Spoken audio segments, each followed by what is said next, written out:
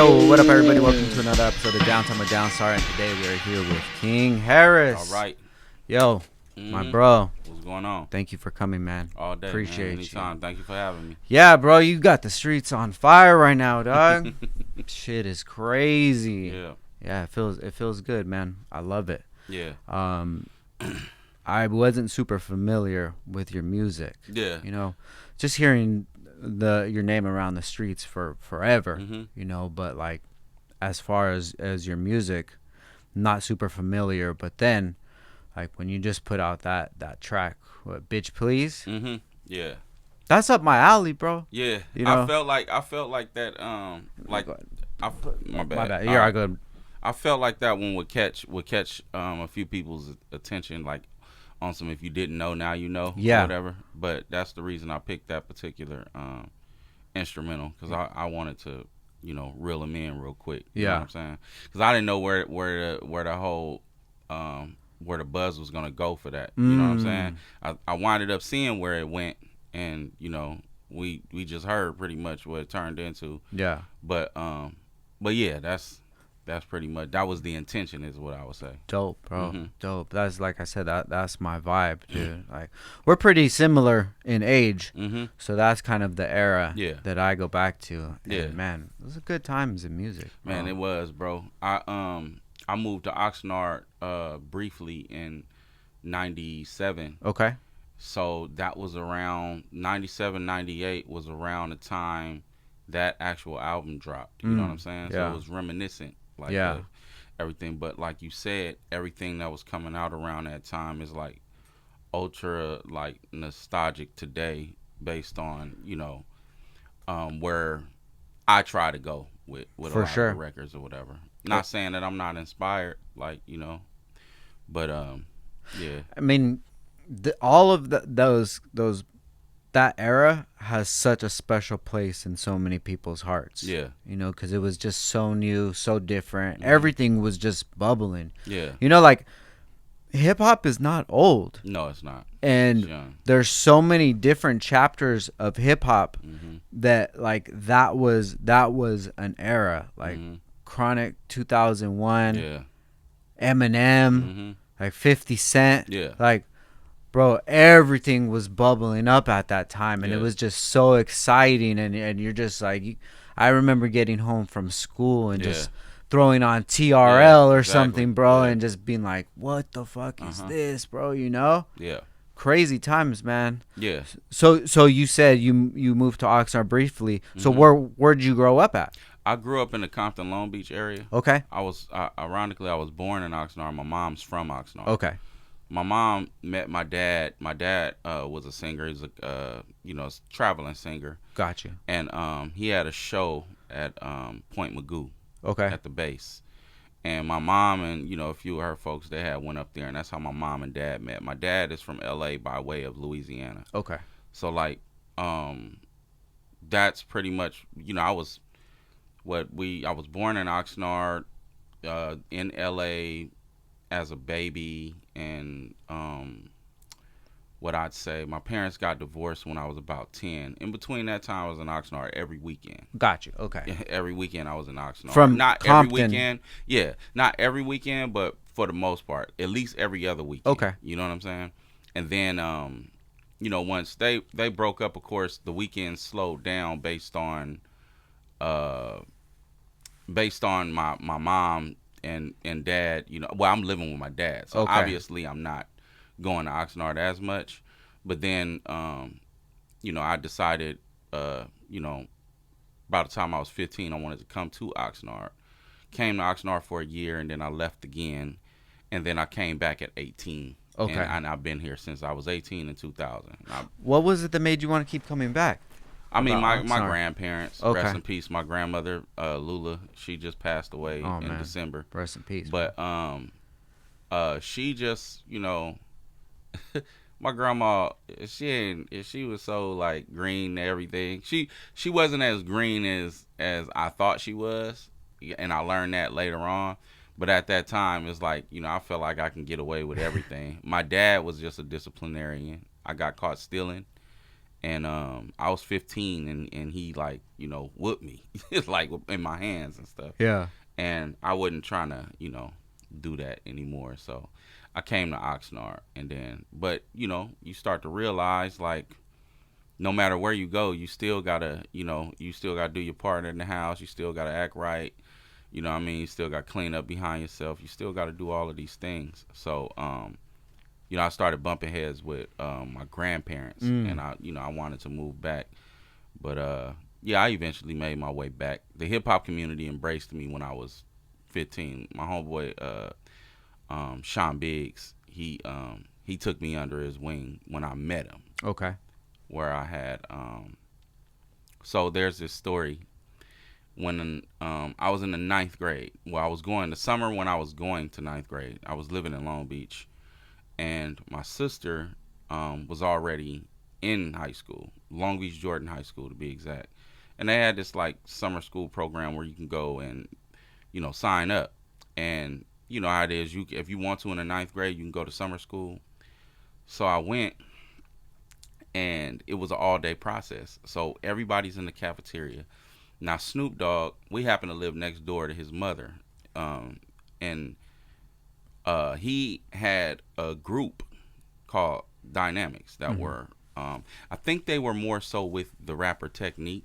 I'm not sure. I could be wrong, but I knew that they were associated with Snoop Dogg. And you know, you hear that kind of stuff in the ninth grade. You just, because you know Snoop been living over here for I don't know how long, and when we see him, well, I want to attach myself to these guys. Yeah. You know what I'm saying? So my sister's telling them their group, like, because they're freestyling and stuff, you know, beating on the desk and all of that. And my sister's like, well, my brother can rap. And then, you know, at the time, I'm like doing like gospel rap and stuff. I don't got no kind of writtens. I'm not good off the dome like that. You know what I'm saying? Okay. So I'm like, dang, like, why would you say that? You know what I'm saying? But she told him that, and them dudes was like, hey, spit something. You know what I mean? So I tried to go off the dome, and I bombed it, right? Yeah. Just completely. Oh man, it was bad, really bad. And all I can remember is,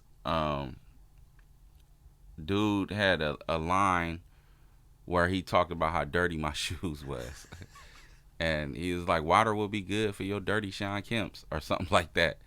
And the whole cafeteria just lit, like it was crazy. I was so embarrassed. I was sad for the rest of the day. I went home and I told myself, bro, like, I gotta like figure this out. And I didn't stop completely, but I focused more on battle type raps and things like that. And, you know, just what my dad would call secular music. You know what I mean? I focused on that for that moment because of that. I'm like, I'm about to go to school and get my head chopped off, you know? Yeah. But so fast forward to when I moved to Oxnard briefly in high school. I run into Sean Biggs because, well, I go sit at the table. They don't know me. It's just a bunch of people at the table and they don't know me. And I overheard Sean say, like, who the fuck is this dude? Like, you know what I'm saying? Yeah. But then somebody told me that he rapped, and I said, see if he wants to battle. So when me and him, you know, because I had a few rhymes by then. So when me and him, you know, ran into each other in passing period, he said, yeah, at lunch, let's battle at lunch. You know what I'm saying? And I was like, all right, cool. So it's like a group of like 30 people out there to watch us battle at Channel Islands High School in 1997. And they're watching us go back and forth. He's clearly light years ahead of me, right? He's signed to he's part of a group called Cali Wild that happens to be signed to Stone's Throw. And he's only 16, 17 years old. And, you know, he got a unique voice and he's going crazy. And he was one of the cool guys. I don't know if you ever, if you had any of those people in your high school, like, that had a car, had their own phone line at home, had all the Jordans. Yeah. And, like, he was that guy, okay, you know? Gotcha. So we going, and he's clearly light years ahead of me, and he says, he's like, what's your number when we were done? And I shot him my number, and I kid you not, he called me as soon as I got home. And that was the beginning of me and his friendship. Like, he's like literally one of my best friends. Like, and from that point, he like he like the things that I didn't know about rap, I had it natural, right? Like as far as penning, Gotcha. I had it natural, but it was things that I didn't know, like the patterns and you know how you set up your punchlines and the hooks and different things like that. He was showing me this stuff, you know what I'm saying? And I eventually left. I came back when I was 18, and DJ Divine from Q1047, that was my my homeboy, and he called me like, hey, you coming to the studio? And I'm like, yeah. Is it cool if I bring Sean Biggs? And he's like, yeah, that's cool. You know what I mean? They didn't really know each other, but they knew each other. And we went there, and the rest was history, because that was like boot camp for me. You know what I'm saying? Because I wasn't as good. You know what I'm saying? I was like, I was decent, but he got me super right. And yeah, shout to Sean Biggs though. I just talked to him this morning. Talked to him almost every day. Shout to Sean Biggs. But is he still doing music? He took a break for a second. Well, a lot of people, like, it's crazy because we speak about like the Ventura County music scene. That dude was like the head of the snake for years. Okay. Like literally. Yeah. A lot of people knew him as Sana for a second. And when he changed his name to his government name, which is Sean Biggs, everything started happening. We got linked with a management company that got him a deal with SRC, which is Steve Rifkin, and Universal Records. Shout out Big Chuck, Drama Family. Big Chuck is responsible for a lot of things that went on at Aftermath around the era that we talking about. Okay. He's responsible for a lot of that stuff. Eminem, 50 Cent, all that A&R work that was being done around that time, you holler at Big Chuck. Even Neo and a bunch of other people, Big Chuck. You know what I'm saying? Interesting. Okay. Came and got Sean Biggs. And a lot of people don't remember Sean Biggs, Q1047, Power 106, 92.3. I think they had died down for a minute, but they actually like were spinning that man's record. Like I don't know exactly how many times a day, but I think it might have been at least somewhere around 8,000 times a day. I'm talking about worldwide. Gotcha. Yeah. Okay. And it was the song was on the Take the Lead soundtrack and all of this different stuff. You know what I'm saying? So like, shout out to Sean Biggs. He was that dude for real. So I hear this, and then I want to get into your song and everything like that.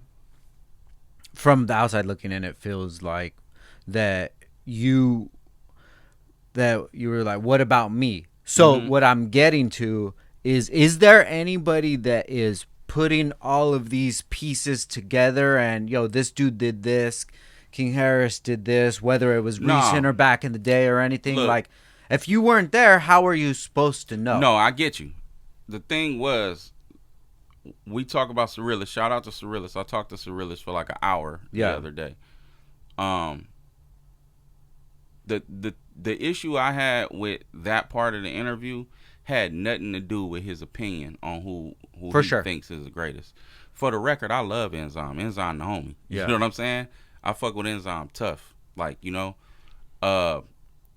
I'm saying where I took offense is when there was he's ripping them to shreds. Gotcha. The OGs, as far as the OGs, or what did he say, is no disrespect to the homies or the OGs, which I consider myself an OG. Yeah.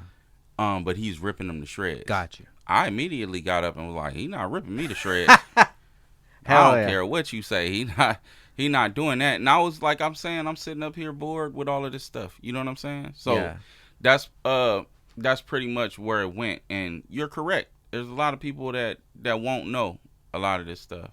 So that kind of brings me to like where I'm at. You know, there's nowhere where I can go that is a source for like the Oxnard 805 hip hop almanac. You know, like, who knows? Yeah. So when your era was going on, when you did the song with E-40 and stuff, there's no way for me to know unless I know somebody who's in it that's going to tell me. Yeah. Which that's kind of what I ran into in podcasting when I was doing stuff. When I first started, I was talking to a lot of people in the car community, and it all started to bubble out around in LA when Fast and Furious came out, and there's stories here and here and here, but all of these are just like hearsay stories.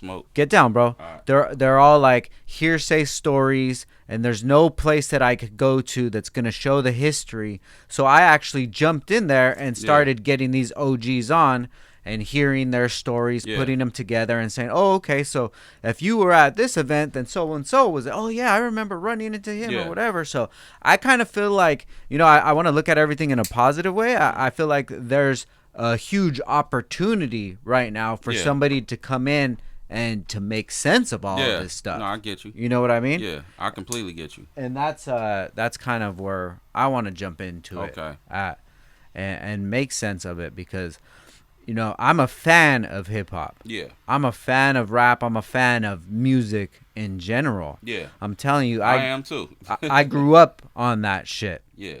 But it's always just been a hobby. Mm-hmm. And I feel like it could be more of a hobby. I could be more than just somebody on the bleachers just listening to whatever happens. You know, I want to be more tapped in, and I get you. I want to know like your history. Yeah. And you put me on to your guy. Like I never heard of him before, but sounds like somebody I should know. Yeah, it is. You feel me? It is. Definitely is. You actually should have him on like ASAP. He lives in Vegas now, but okay. But he would definitely come and do the interview. I'll holler at him too. Hell yeah, bro. But yeah, so what was your first, because you said you were doing music before, like what was your first introduction that you could remember into music just in general that you found it as like something that you actually liked? When I was 6 years old, like I told you, my dad was a singer. He wound up being a gospel singer. Okay. Lead singer of a group called Brothers in Christ, right? That group broke up. First off, I was in the studio 4 years old, and they let me, I'll show you some pictures before we leave here, but they would let me get down. Bass guitar. I used to love the drums. The drummer, his name was Kenny, and he'd always let Lil King play. You know what I'm saying? So somehow my dad wound up leaving the group, and he went solo. But my dad wanted to be connected to the youth. If you want to be connected to the youth, you got to go the hip-hop route. Right? Gotcha. So a lot of things that he was doing was geared towards hip hop. And that was like, you know, I fell into it based off of what I was listening to every day, you know? So one day I'm doing my homework in my room. We had a big old room. I had a big old room. And I'm doing my homework in the room. And my dad brings this guy in. And he's, you know, they talking for a second. And then dude starts writing in the notebook, and I'm sitting up there doing my homework like, what's he doing, you know, wondering what that's about. We don't really see people just writing in a notepad unless you're at school and your teacher's doing it or something. So all I know is the dude said, I'm ready. My dad, his studio setup was in my room. It was like, that room was really big. Okay, got it. So the studio setup was in my room. So dude, he's like, I'm ready. And my dad turns the beat on, and dude just starts. No, I'm sitting up. I had never in my life seen somebody rap in person. Yeah. Original stuff. You know, your cousins run around rapping DJ Quick and, you know, all that at that time. But I had never seen somebody write. I never had witnessed the process yet. So that was big to me. This guy's name was Lewis. I just told you I was 6 years old. This is almost 40 years ago, and I remember his name. You know what I'm saying? I remember his name. I remember them coming back the next day from recording and mixing the record. I stole the tape, and I memorized it. You know, I stole it out of my dad's car because I knew he was going to keep taking it. I needed to listen to this when I got home from school. Every day I was playing that record, and I learned it, and I took what I learned from that record, and I would rap at the school with that record, you know, at 6. 6 years old, like I wrote it. You know what I'm saying? So that guy, he wound up doing plenty. Him and my dad collaborated more than just once, and I fell in love with hip hop because I witnessed the process one time, and that was it. You know what I'm saying? I was already a fan of NWA DJ Quick. Like I said, I was in Compton. So, Above the Law, all of these artists that were out at this time, these are the people that I was fans of. Ice Cube started buzzing again, like when he left and all of that. It was a big deal. You know what I'm saying? Yeah. So, there's a church when we moved to Long Beach. The church let my big cousin, shout out my big cousin Chris. He started a rap group called the God Posse, right, at church, and I said I want to be in the group. I'm like 9 years old at the time, I'm like, I want to be in the group. He's like, nah, you too little, like you can't be in the group. You know what I'm saying? So somehow my dad talked him into letting me be in the group, and actually, I think Chris was pushing for it, and the other guys were like, nah. Gotcha. I think Chris was more so like, nah, King can be in the group. He'd be our little Michael. You know what I mean? Yeah. So, my dad wrote me a rhyme. He wrote me a rhyme, and I'm sitting up there listening to it, and I'm like, he's saying like, my name is King too, and I'm on the mic for you, or something like that, And I'm listening. I'm like, that ain't it, Dad. That ain't it. That era's done, Pop. Yeah, man. So I had listened to some because my mom at that time, we like, how I say I spent a lot of time in Oxnard. A lot of my family from Oxnard is actually by way of St. Louis. Okay. So Oxnard there most weekends, St. Louis every summer. You know what I'm saying? So St. Louis radio is a lot different than California radio. You know what I'm saying? Okay. So I'm sitting as far as the music that they're playing, or certain songs, okay, right? Okay. They had certain songs playing out there they wasn't playing in California. Yeah. You know what I'm saying? So I had learned some of those raps at like 9 years old and turned them into gospel raps, and getting out there in front of the church and like, because I ain't using that rap my dad wrote. You know what I'm saying? But I'm doing that, yeah. I'm doing that until I'm able to really carry weight with my own pen. Eventually, I got there when I was I'd say about 11 years old when I got there. My dad put me on a record, and my confidence went sky high, and I started, My sister was my biggest critic, so I'd run every verse to her before I did anything. Gotcha. And she'd tell me if it was trash or.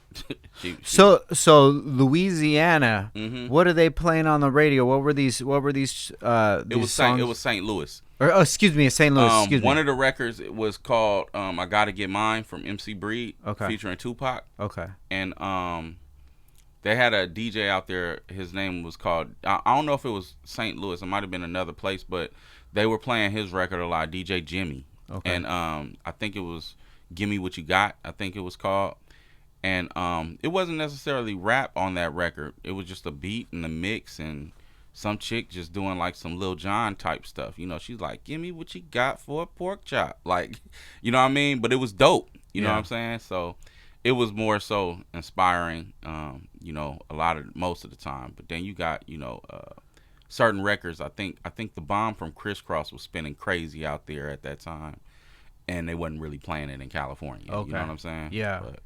Yeah, it wasn't until I got older and more savvy that I realized that music, they just don't play what they think is cool on the radio. It's all about a business, and people are paying to get whatever song or what have you on it. But it sucks, right? Like, it feels like it. You know what it feels like is, do I like this song, or am I programmed to like this song? Yeah. Mm-hmm. And then once you start to look back at things, sometimes I get conflicted with like Eminem. Yeah. Right? Because I grew up in that era, mm-hmm. talking about Infinite, talking about downloading music that probably people have never even heard of. At that time, probably having every song Eminem ever put out there downloaded on MP3 or whatever. But then I think like, it's when you tell me like my top 5, sometimes I won't put M in there. Yeah.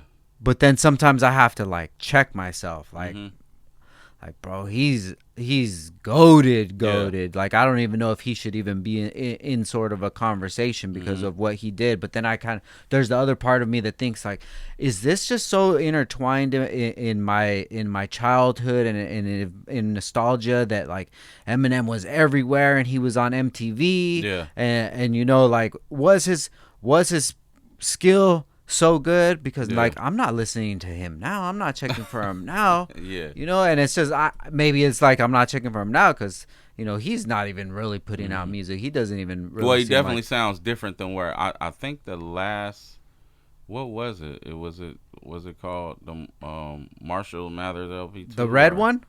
The one that just recently came out. Oh, okay, yes, He's talking about Keefe D and all that stuff. Like, he kind of went back. Yes, the one where it was kind of him versus his alter ego. That was actually a pretty good album. It was a very good album. I listened to it a few times, and I don't give albums like a multiple listen nowadays. It feels like. But then I mean, speaking of that, I haven't went back to that since it came out, and I remember I really enjoyed it. I think that's where music is though right now, bro. I literally like let's just take the Clips that album. Yeah. Right? Album was very good. I listened to it 2 or 3 times, and I haven't since it came. Well, actually, I did listen to it this weekend on the way back from Vegas, but I don't like it's all kinds of them. Like, I think that GNX is a really good album, right? And I haven't listened to it since it came out. You know what I'm saying? Yeah. Like, but I just think that's where we are in music now. Our minds are just everywhere else. You know what I'm saying? Yeah, for sure. What about back in the days, right? We took trips and things like that, where music was the only form of entertainment. So of course you were gonna listen to an album over and over and over again. 4 CDs. Exactly. It was like, I'm saying, if you're driving for 2 hours and you only got like that, but we got so much stuff on our phones now. Like, you got YouTube to listen to podcasts, Apple Pod to listen to podcasts. You got all of these different options. You know what I'm saying? Yeah. We could talk on the phone now. Yeah. While we're driving and things like that. So I think that has a lot to do with it as well. Yeah. And I never want to diminish like what somebody like M brought up, and that it makes more sense that we just have way too many options now. Yeah, we do. Not even it's what are you going to consume? It doesn't even now have to be music. Yeah, like you're right. It could be podcasts. It could be reactions to podcasts. Yeah. It could be shows talking about podcasts and talking about music. You know, like I listen to Joe Budden podcasts all the time. And, you know, I'll hear about albums like the Clips or whatever, and they're talking about how it's the greatest album or whatever. And I personally haven't even listened to it. Yeah. And it's just like, I'm kind of... You know, when you would look at kids and they're watching people play video games, you're like, why don't you just play? That's dumb. Yeah. Like, that's me now. I'm watching podcasts that are talking about albums, but I'm not even listening to the albums. But I'm still getting entertained. You're still getting the gist of like what they saying, because they do throw out highlights. They'll say, oh, and he said, like, you know, especially when it's a diss record or something like that. Fucking die. They do all of that. You know what I'm saying? So, yeah, man. No, I mean, I love to see that, you know. I mean, that's why I'm so excited what's going on locally right now, because like whenever a rap beef pops off, man, the world kind of stops. Yeah. You know, and just especially like who the artists are involved in it, and then if they're really good artists and they start to get, you know, deep in it, and you're like, well, that's like a triple entendre that nobody's gonna know unless these people that are like super breaking it down. You know, there's a guy, his name's What's the Dirt. Are you familiar with him? YouTube channel from out here? No, it's a YouTube channel. Some guy from Canada. No, so his name is What's the Dirt, and basically he's just like a reaction channel. And when the Kendrick and Drake thing was going on, he was breaking it down, and he'll break down a song for like an hour and then break down every bar. And then after I listened to it, I'm like, damn, bro, this is way more advanced than I even thought. And then I feel it's way more advanced for even the everyday listener to be like, oh no, so-and-so won that. Or so-and-so won that. I'm like, you kind of got to have all the evidence to be like, damn, somebody was really saying some shit that just kept going over people's heads, you know? Yeah. Which I felt like that happened with my record the other day. Like for sure. A lot of lines was going over people's heads, but yeah, I'm not the type to jump in the comments and like, really help people to understand. If you don't get it, you don't get it. Yeah, you know what I'm saying? Like, but that kind of doesn't make it fun either when you have to explain the joke. Yeah, it's like it's crazy. That's why this the is... laugh. Oh, yeah. Oh, okay. Nah, you missed the moment. All right. Yeah, you missed the moment. I do take it as a challenge for me to challenge myself to be more clear though. Okay. So when it is bars flying over people's head, all right, how can I simplify this line? Well, clearly these lines that I'm about to write, because I'm going off of what they used to. How do I simplify these enough for these people to get it immediately? You know what I'm saying? Instead of having to listen to it 2 or 3 times, and things like that. Because it just happens like that. And then you got opinions are like, yeah, you supposed to have that, and most people gonna ride with their folks. Like you see it. It's split like the Red Sea. It's blacks versus Mexicans in them comments. Like, and I understand it. Rodney King verdict. Shout out, Carmelo Anthony and Cyrus. Like, I see it. I know what it is. I'm not necessarily tripping. But like I said, I challenge myself to be more clear. You know what I'm saying? Got you. So, talking about, mainstream stuff, and then you have like mainstream pod like Joe Budden or whatever, Charlemagne, things like that. These are the guys that are breaking the songs down. Yeah. These are the ones that are talking about them, making them subjects. Yeah.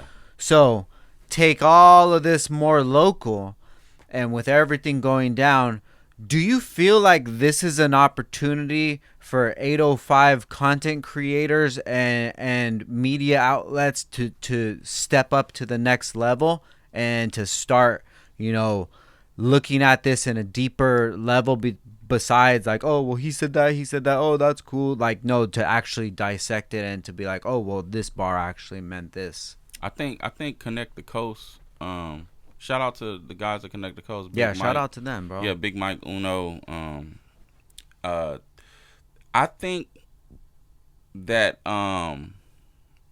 they do a lot of that. Yeah. Okay. I think that there are podcasts, but I think that maybe not. Well, no, I'm not gonna say podcasts, but I think that maybe there are platforms that are already doing it, but I guess they don't dive in deep as they could. You know what I'm saying? Got you. So, I mean, Lord Sanctus, he's really from Connect the Coast. Lord Sanctus, he's really like thrives on breaking down things. Gotcha. I've noticed. Okay. So that's why I say that it feels like they already got that kind of stuff going on. Gotcha.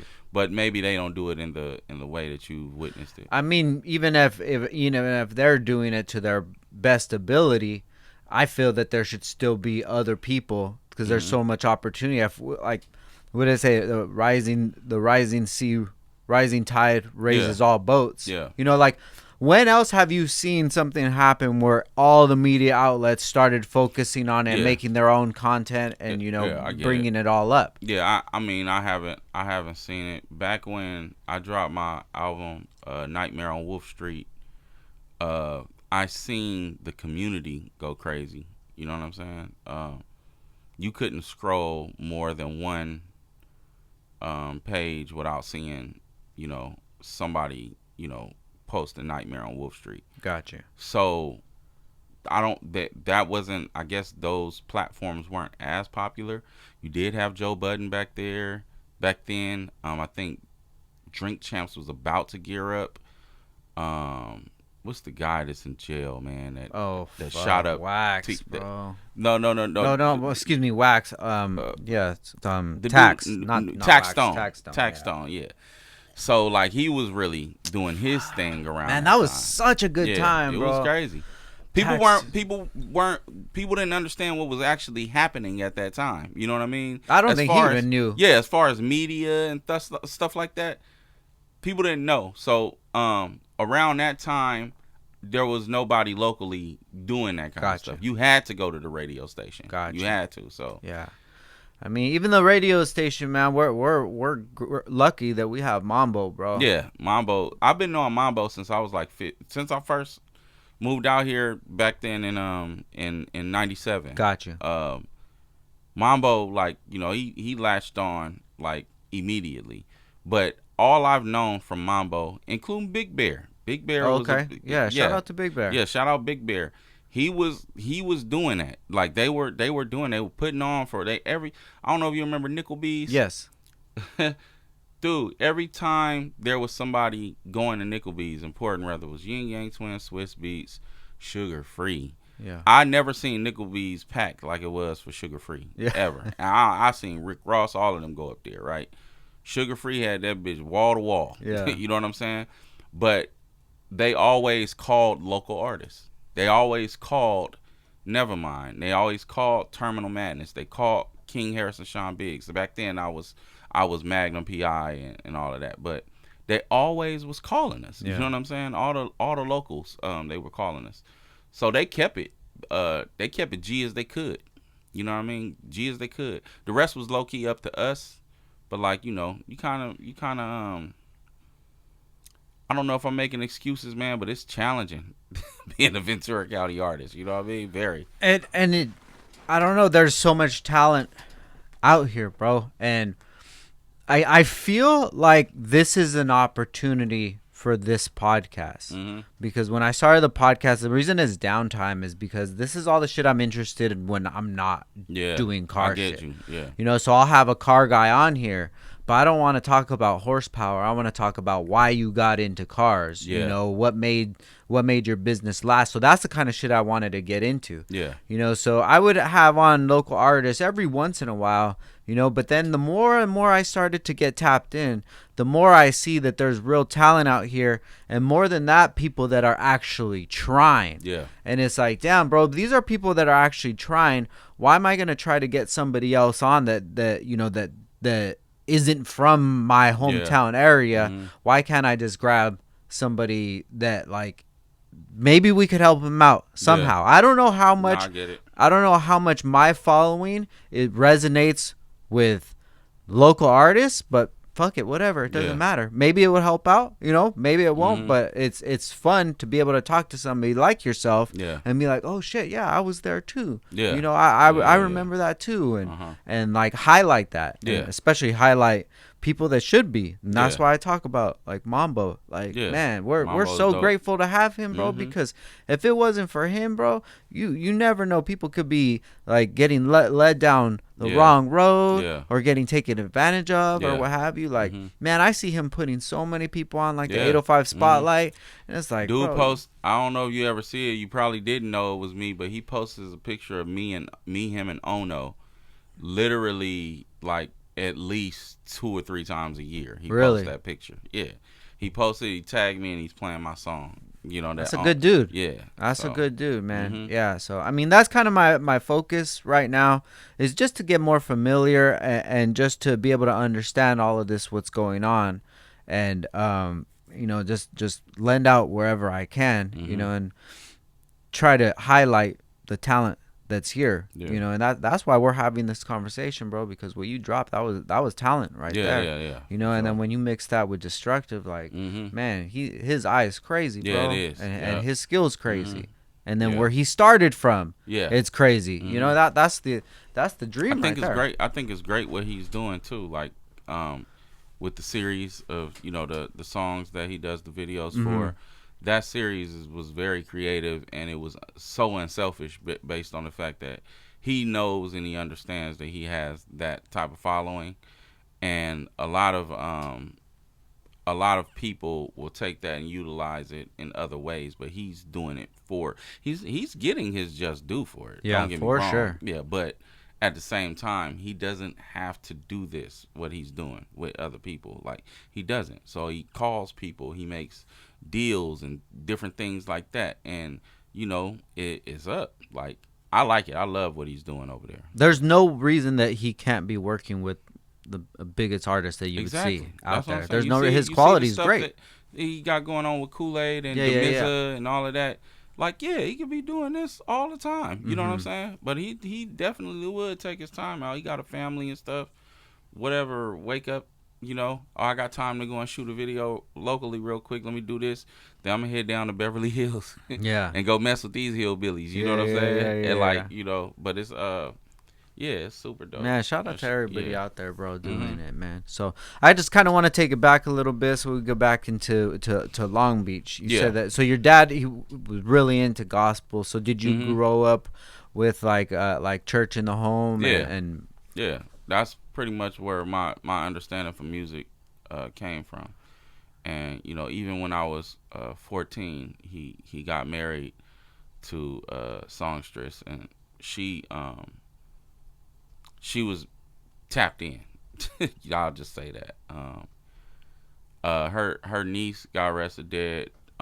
She was writing, singing for a ton of major people, okay, and she was around the right people, and she was getting money. Her sons, actually, I don't know if you're familiar with D Smoke. yes, And Sir. D Smoke for sure. Yeah, D Smoke. Sir is his brother. He's on TDE. I'm sure you've heard his records. Probably just didn't They're know from it was Compton him. too, right? They're from Inglewood. Inglewood. Oh, that's Inglewood. Excuse me. Yeah. Yes. So what I'm saying is my stepmother, she came in, tapped all the way in. You know what I'm saying? Her and my dad combined that, and I'm talking about, bro, we are asleep. It is 11 o'clock at night, and all you hear is doom, doom, doom, doom, doom, doom on the keyboard, and you hear my dad singing, well, yeah. And we sitting up there, my step-siblings, they all like, God, bro. Then they'll get up. They'll go in there and sing with their mom. She was like, my God, take it here. Like, what I'm saying to Dad.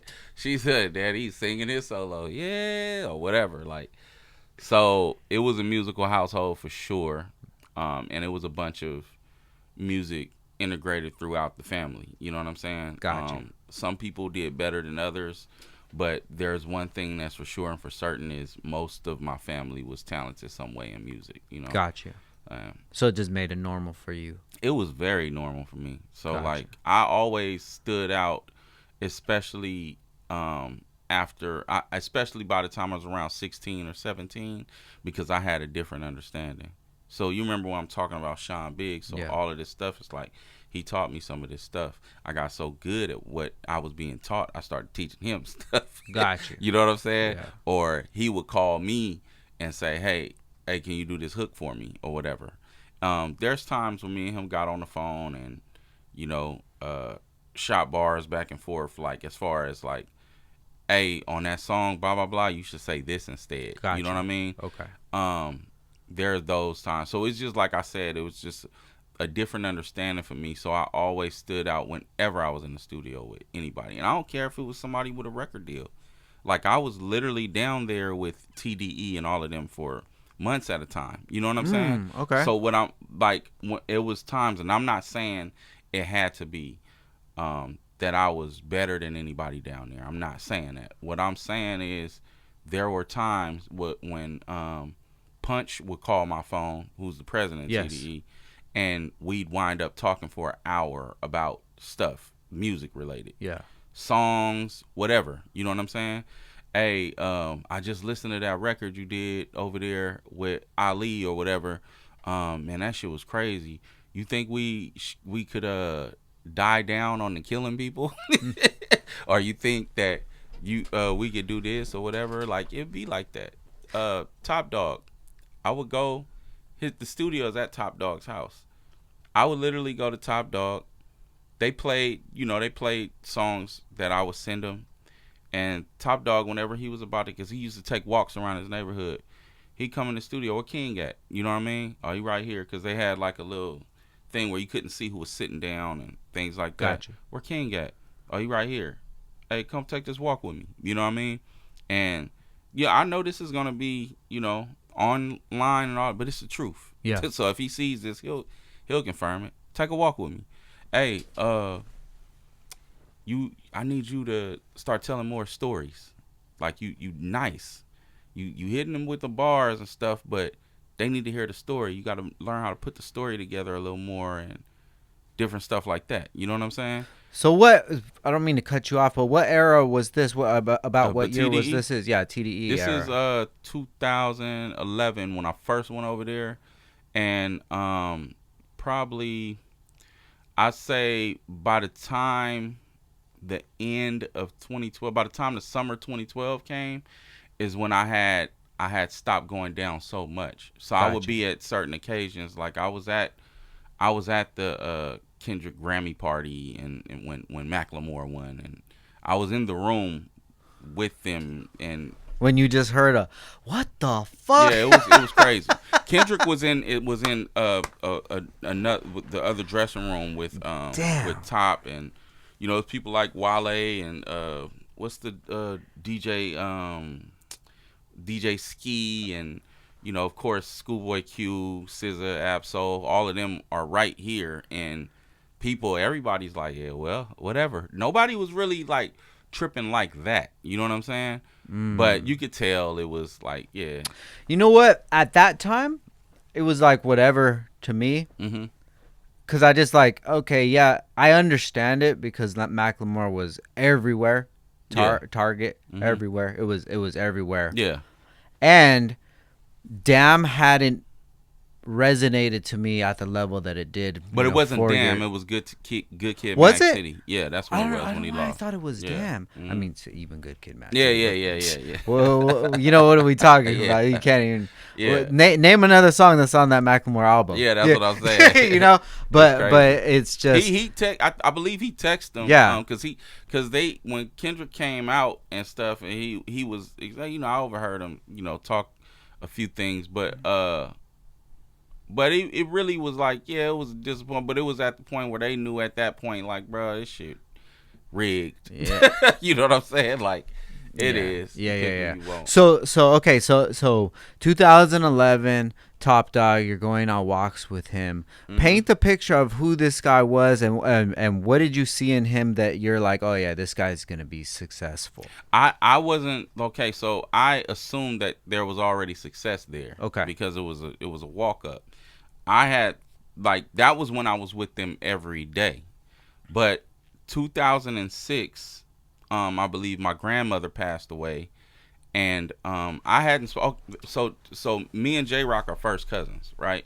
Oh, okay. So when our grandmother passed away in 2006, before then, from I'd say it probably was about 2000 or something, like 2000, 2001, the last time I had spoke to J-Rock. Gotcha. Or something like that. We'd see each other at family events, not saying, I'm talking about on the phone or something. We vowed at my grandmother's funeral, like, man, we gonna link up more as far as the family. Gotcha. And things like that. But that was at a time where me and him realized that we were both rapping and we were both talented, respectfully in his area and mine in my area. He winded up running into the guy I was talking about earlier, Big Chuck. Okay. He winded up running into him at a studio, and somehow my name came up. You know what I'm saying? Big Chuck was working with Sean Biggs, like I said. Sean Biggs wasn't there when they seen each other, but my name had came up, and he called me, and, that's pretty much, I think J-Rock knew it was legit at that point. I knew he was legit, but I'm saying, like, he probably didn't know what my position was where I was at. You know what I'm saying? Yeah. So me and him just started calling each other a lot. I winded up going to prison. When I was on my way home from prison, when I talked to him on the phone, he was like, don't even trip. We're going to do this when you get home. And you about to see it's about to go up. Now, gotcha. I'm hearing about it. He had a record called Lift Me Up that was, going crazy in the streets. Yeah.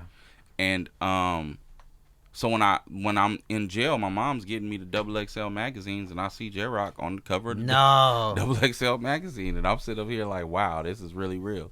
When I got out, though, I dropped a project called Black Friday, and it had a crazy intro, and J-Rock called me and was like, hey, you coming? Like, come down here, and I need you to go on tour with me. He had just signed a deal with Tech Nine with Strange Music, and they were about to embark on a tour. He called me, told me he wanted me to do the hype man duties. Top Dog's cousin, Top Dog wanted his cousin to actually do the hype man duties. So they gave me a mic and put me at the DJ set, right? God rest the dead, my homeboy MJ, which was Top Dog's cousin that came. When we were in Reno, he winded up getting killed while we were in Reno. Oh no. We were on the bus. Some things, we heard gunshots. We came off the bus and they were pointing, MJ got shot, MJ's TDE, he's with us. You know what I'm saying? So we run the Tech 9's bus and he's there, he's bleeding. And MJ, a couple days later, about a week, maybe 2 weeks later, he passed away from a blood clot, right? That leaves me. Rock walk up, give me the phone. He said, Top, want to holler at you. Top Dog told me, hey, man, I need you to double up on the duties. I need you to do the DJ thing, and I need you to come from behind the table and do the hype man duties with Rock. And I'm like, all right. That was, like midway through the tour. Yeah. So I did that. Soon as I got off the tour, go get my little check. Said Top Dog Entertainment on it. It was dope. Like, get that. And got my check. No sooner after I cashed the check, I go on Instagram or I think it might have been Facebook, and Strange Music posted another tour. I sent the picture of the J-Rock. I'm like, we going again? And he's like, yeah, get ready. So, assuming, I don't know if you know who Mad Max is. Mad Max, AMAC. He's very popular in the streaming world right now from TDE. Okay. Shout out AMAC. You just gotta look him up, but he was Schoolboy Q's DJ. He came in to do the DJ duties, and I was officially able to get my flex on because that's what Top Dog does. The hype man gets to do it a song on the set or whatever. So. Every night, you know what I mean? And that tour happened to stop in Ventura, too. So who was on tour? Who were the artists? The first tour I was on, it was Tech 9. There was Chris Calico, Cut Calhoun, Mayday, Dope Rock Group, rock hip hop. I like to say hip rock, whatever. Yeah. But Mayday, J-Rock. There's a few people that was on that one. The following, Stevie Stone. That's me and my boy Stevie Stone had bonded. Shout out to Stevie Stone. And then those were a lot of Strange Music artists. It was the tour was called All Sixes and Sevens. Machine Gun Kelly came and did a couple shows. A few not Machine Gun Kelly. It was Yellow Wolf. Ooh, okay. And that was I fuck with Yellow Wolf. Yellow Wolf came, did a couple stops.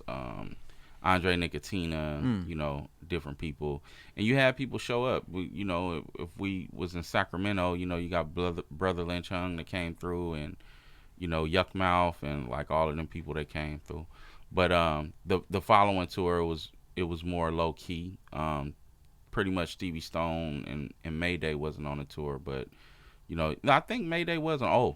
Flawless.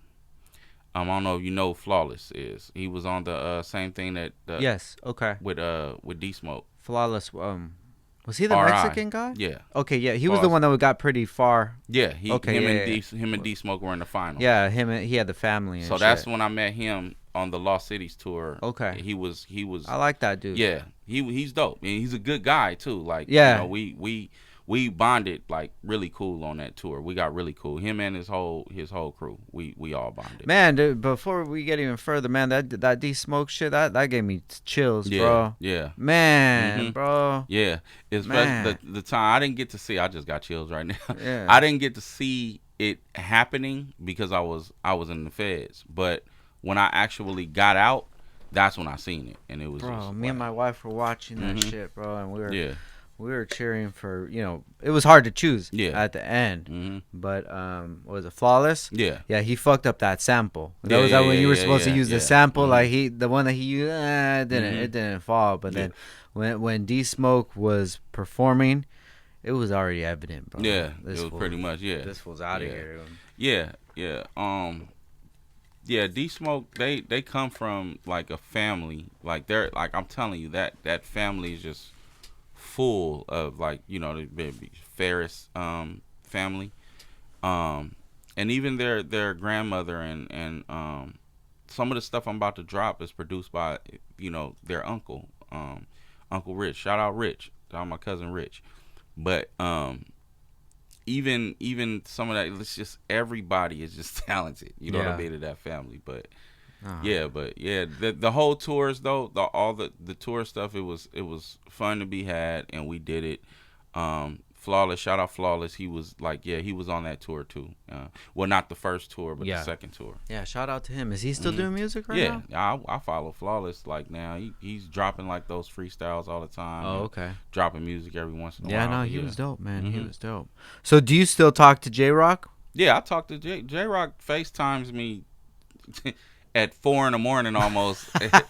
At least 3-4 times a week, you know. That's what's up. You know, he hit me. He'll be, you know, sometimes it's just to shoot the shit, but most of the time he want to get a verse off that he wrote or recorded at his house, because he records. Sometimes he records at his house, so like, you know, he do that. But you know, and a lot of the time it ain't even gotten anything to do with music. You know what I mean? We just chop it up, like, period. Mm-hmm. So I want to get into, if we could, a little bit into you doing some time. Mm-hmm. So what year did that happen, and what can you talk about? It depends on which one. Okay, let's go with number one. Let's go with number one. First, when first time I ever got arrested, I was about 21. Okay. Me and the homies just, you know, moving around and doing dumb shit, and wind up hitting the store. The store, you know, we all winded up getting arrested for it. Got basically. And you know, pled guilty, got the little 8 months or whatever, and I got home and I'm thinking like, yeah, all right, I can do the regular life. I'm still rapping. I just turned 22, so let me do this. You know what I'm saying? And you wind up realizing how weird the world was at that time for people that actually didn't have the information or the tools to be able to thrive. I didn't have any of that. 22 years old. I don't know to pick up the phone and look through places to, you know, we didn't have like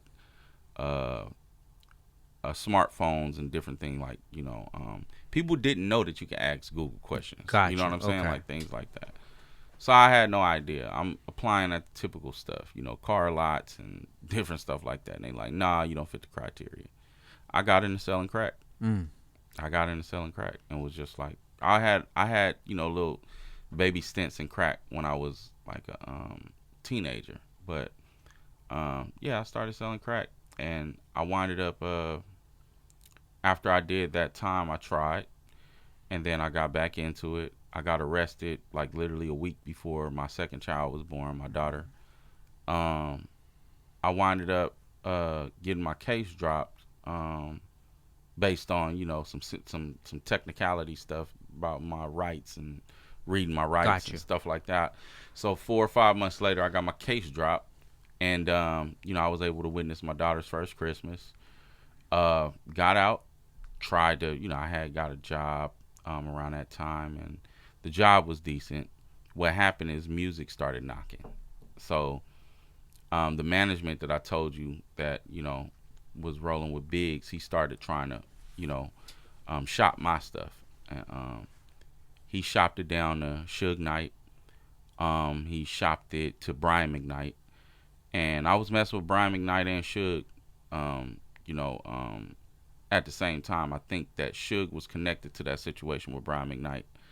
But I remember losing my job based on the fact that I was doing too much stuff musically. Like, not losing it, but having to decide, make a decision. Gotcha. And Suge actually told me that he was going to, you know, cut a check. And I prematurely quit my job before he cut that check because I'm thinking I'm about to get the check. Didn't get the check. Ironically, Sean Biggs, he knew that Brian McKnight they were coming with something, but Brian McKnight and the manager at the time, they were just taking too long for my liking. I'm down at Sean Biggs' house. He had a nice house in the valley, and I'm down at his house waiting on Brian McKnight and the management to call. And they just was taking, too long for my liking. Sean came home one day, and he called me down to the computer, and he was like, "Hey, I can sign you right now." And this is at the time he signed to Universal. He was like, "This is the contract. These are the outs, because you my homeboy. I ain't gonna lock you in. You know what I'm saying? But these are the outs." And, one of the outs was if he doesn't find me a distribution deal before 6 months, then I can be dropped from the label. He said, "I'm going to give you $10,000 up front, and then when the album done, I'm going to give you another $10,000. I'm, 23, 24 years old. $10,000 to do what I love to do. You know what I'm saying? Yeah. I signed the deal. He gave me $5,000 cash and $5,000 in a check. I went and bought crack with it. Went back to Oxnard.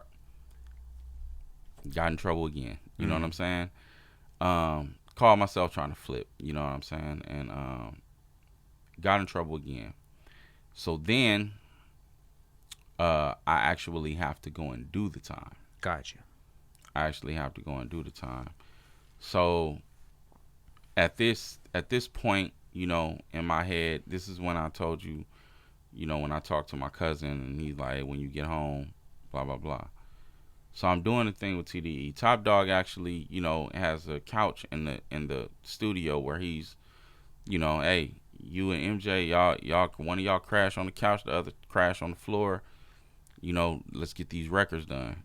You do that 1 or 2 nights, but I had a, baby that wasn't even a month or 2 old. Well, MJ had passed away by that time, but my daughter was like a month old at that time. You know what I mean? I felt bad. I had missed all 3 of my kids' births based on either jail or, some other crap, So it was like, what am I gonna do? You know what I'm saying? What can I possibly do? So I stayed in Oxnard instead of moving down to LA, staying at Top Dog's house and stuff like that. I stayed in Oxnard, and you look up and you got Absol, Schoolboy Q, all of them. They all on MTV2 and all of this stuff, And it was challenging because most of it was my fault. You know what I'm saying? Yeah. Top had called me one night and asked me to come down to do some stuff in the studio, and I hit him up about some small like gas or something like that. You know what I'm saying? And it was just like, bro, like when I think about it right now, what are you talking about? Like, you know what I'm saying? Like, but yeah, it went pretty crazy, and I winded up falling into the whole street thing again, and eventually I ran into a federal informant, and the federal informant pretty much, of course, at that point you're on the board, you know what I mean? Yeah. But at that time, all of this stuff starts happening for me. Pretty much all of the stuff that I wanted to happen. Quay, shout out to Quay from Q1047. He had got down with Chris Brown's management, and they were about to arrange a remix for one of my records, and Tech Nine and them had they were cool. I don't know who it was on that end because my management was handling it at the time, but I was supposed to do that tour with them. This is right after my Nightmare on Wolf Street had dropped, and it was doing, its damage. It did what it was supposed to do. And, I had purchased the clothing line, Message to Society. They don't know, if they don't know. I had purchased that. I had a lot of stuff going on, and then the feds came knocking. And, man, I winded up getting 5 years for conspiracy to distribute. I did about 3. Did the RDAP program. You do 85%.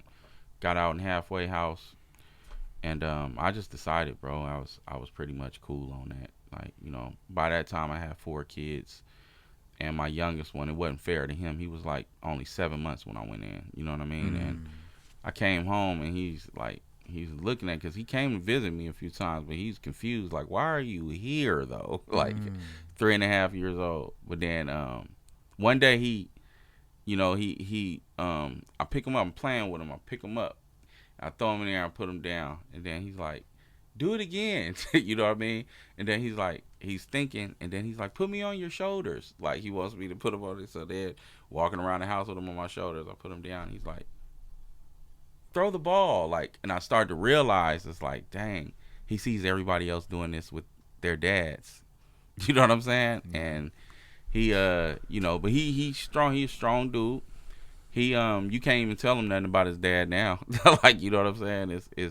It's mad crazy. But it was him that kept me like, I gotta stay on. So, I eventually went to get my CDL, and I'm tapped in the city. So like, it was fairly easy to find something that was gonna make a decent amount of money. Yeah.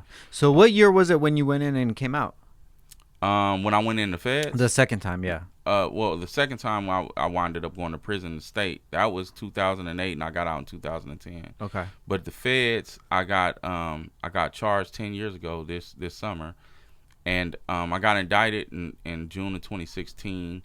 I didn't go in until September of 2017, and I winded up being released from custody in December of 2020. Yeah, 2020. Yep. Oh, I got to the halfway house in June of 2020. So you're seeing all of this stuff happen with TDE, because that's the time that it hurt. Exploding. It hurt. When I was coming home, when I was at Lompoc, FCI Lompoc, that's when J-Rock's Win had came out. No, it was King's Dead. And listen, I'm sitting up here like, what are you talking about, King's Dead? I was like, what the hell? But, he shouted me. I heard the album. He shouted me out in the intro. He, free my nigga P.I. Like I said, I used to go by Magnum P.I. And, I would talk to him briefly and stuff like that. And I just, congratulate him and stuff like that. Because it was crazy seeing all of this. Like, he mapped it out. Like, yeah, we're going to be touring, all of that, And I'm seeing this. And when I get to the camp, a lot of phones is in the camp. So I'm looking, and I'm seeing tours, and all of them. Like, I'm sitting in prison. I'm looking at D Smoke, Flawless, J-Rock, Kendrick is, you know what I mean? Yeah. Everybody that I'm dealing with at this time. You go by the homeboy Flip Major and a bunch of other artists. Like, I'm in jail, and these dudes are killing, sir. Like, all of them are people. I had just did a record with Sir called Die Tonight right before I came in, and then I'm in there, and Sir drops a song with Lil Wayne, and he's on the Essence Awards, the Soul Train Awards, and performing. And I'm sitting up here like, dude, I gotta be the biggest loser. I'm telling myself this, you know what I'm saying? But yeah, from that time to that time. But, I didn't want to do it when I came home. I didn't. But, Ono, shout out to Ono. My man Gutter Rock, Sean Biggs, all of them was like, man, I don't know, bro. I don't think you should stop. You know what I mean? So you didn't want to do music anymore? No, I didn't. There was a time in the feds where they put me in a hole because one of the police at FCI FCI Lompoc, they knew me. They didn't know me per se, but she knew my wife at the time. And I guess her and my wife didn't really like each other or something like that. My wife at the time, they didn't like each other. So normally what I heard is, when officers know people, they'll just, hey, I don't know you, you don't know me, because they got to they can't have you there. It's too much of a compromise. Yeah, for sure. You know what I mean? So they wrote me up in the middle of, class, and was like, yeah, King, we got to take you to the hole. And I was in the hole for 7 weeks. The first night I was in that hole, I had a bunkie at first, and then the bunkie left. And when he left, I I yelled at the top of my lungs, and I was just like, man, fuck music. Like, I was like, fuck, because I felt like music had got me there. Every single time it was something to do with music. You know what I'm saying? Something. How so? Well, based on the fact that it was more so my fault, and I could take blame for that now. But at the time, I'm looking at it like I'm selling drugs and stuff like that, so I don't have to have a work. Therefore, I can have more time to music. You know what I'm saying? Okay. I'm thinking that this is a legitimate, reason. You know what I'm saying? Yeah. But my son, shout out my son X, he always like, he don't look at me in no kind of way other than an all-star. So you did what you had to do. Nah, I didn't have to do that. You know what I'm saying? Yeah. I could have worked at Walmart. I'm doing what I'm doing now, and I blessed the internet the other day. You know what I'm saying? Yeah. And I'm leaving here to go get in the big rig right now. You know what I'm saying? Like, when I leave here, I'm going to work. So like I'm saying, I didn't have to, you know. For sure. I understand that now though, because you got people, and this is no disrespect to people like, Jay-Z, Biggie, all of them, but you have so many artists that inspired, their whole story was selling drugs. Yeah. And why it was so cool to do it. You know what I mean? We felt like it was. Now Jay-Z will say today, I ain't tell you that. Yeah, but you kind of did. You know what I'm saying? Yeah, for sure. There's got to be some responsibility to it. Same for me. That's all I listen to is trap music. Yeah.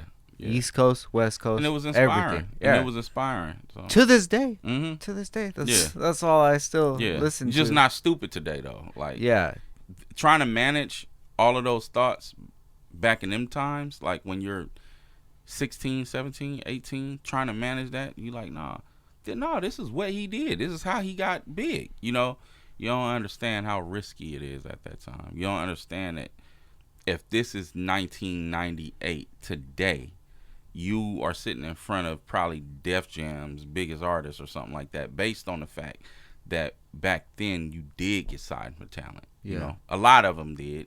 Some of them was, I don't know. A lot of things are coming out nowadays, but for what I know, a lot of guys got signed for their talent back then. So it's just different today, and you're not trying to get signed and stuff today. You're just trying to get the buzz. But do you think that there's any weight to it that like the government, the CIA, kind of pushed gangster rap music and culture? Okay. I don't know anything about I don't know as far as the CIA goes. I know about the drug thing. That's why I was about to answer that. I thought you was about to go into the Rick drug Ross thing. kind of thing. Yeah. Of course that. I do think that they enjoy promoting it. I can say that. What I will say is a lot of people aren't hip to how the government works, and a lot of it, like when I'm talking about how they work, I'm talking about whatever design they want to put out. It starts from somewhere. It's got to.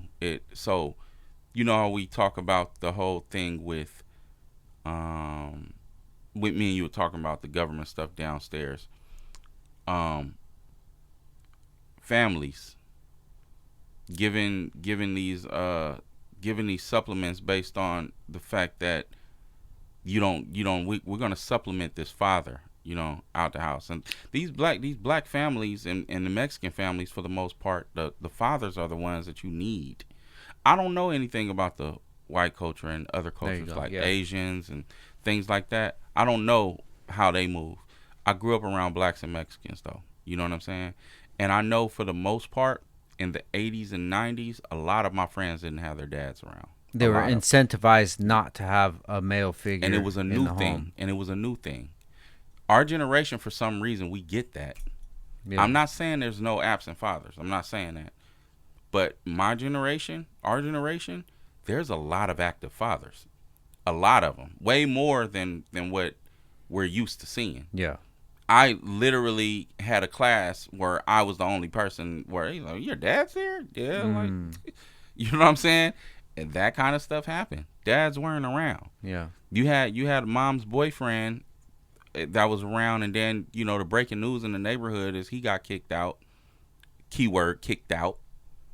You know what I'm saying? Yeah. Like, you never had the guy, not never, but you rarely seen the guy that was holding his crib down or whatever, and things like that. Most of the time they did was selling drugs. But there are a lot of fathers that were doing things out there. But I'm saying, as far as what we seen in those kind of communities, we're talking about the communities that, like the street type communities that I grew up in. There you had the fathers, but they were, in different areas. So to us, it looked like they didn't exist.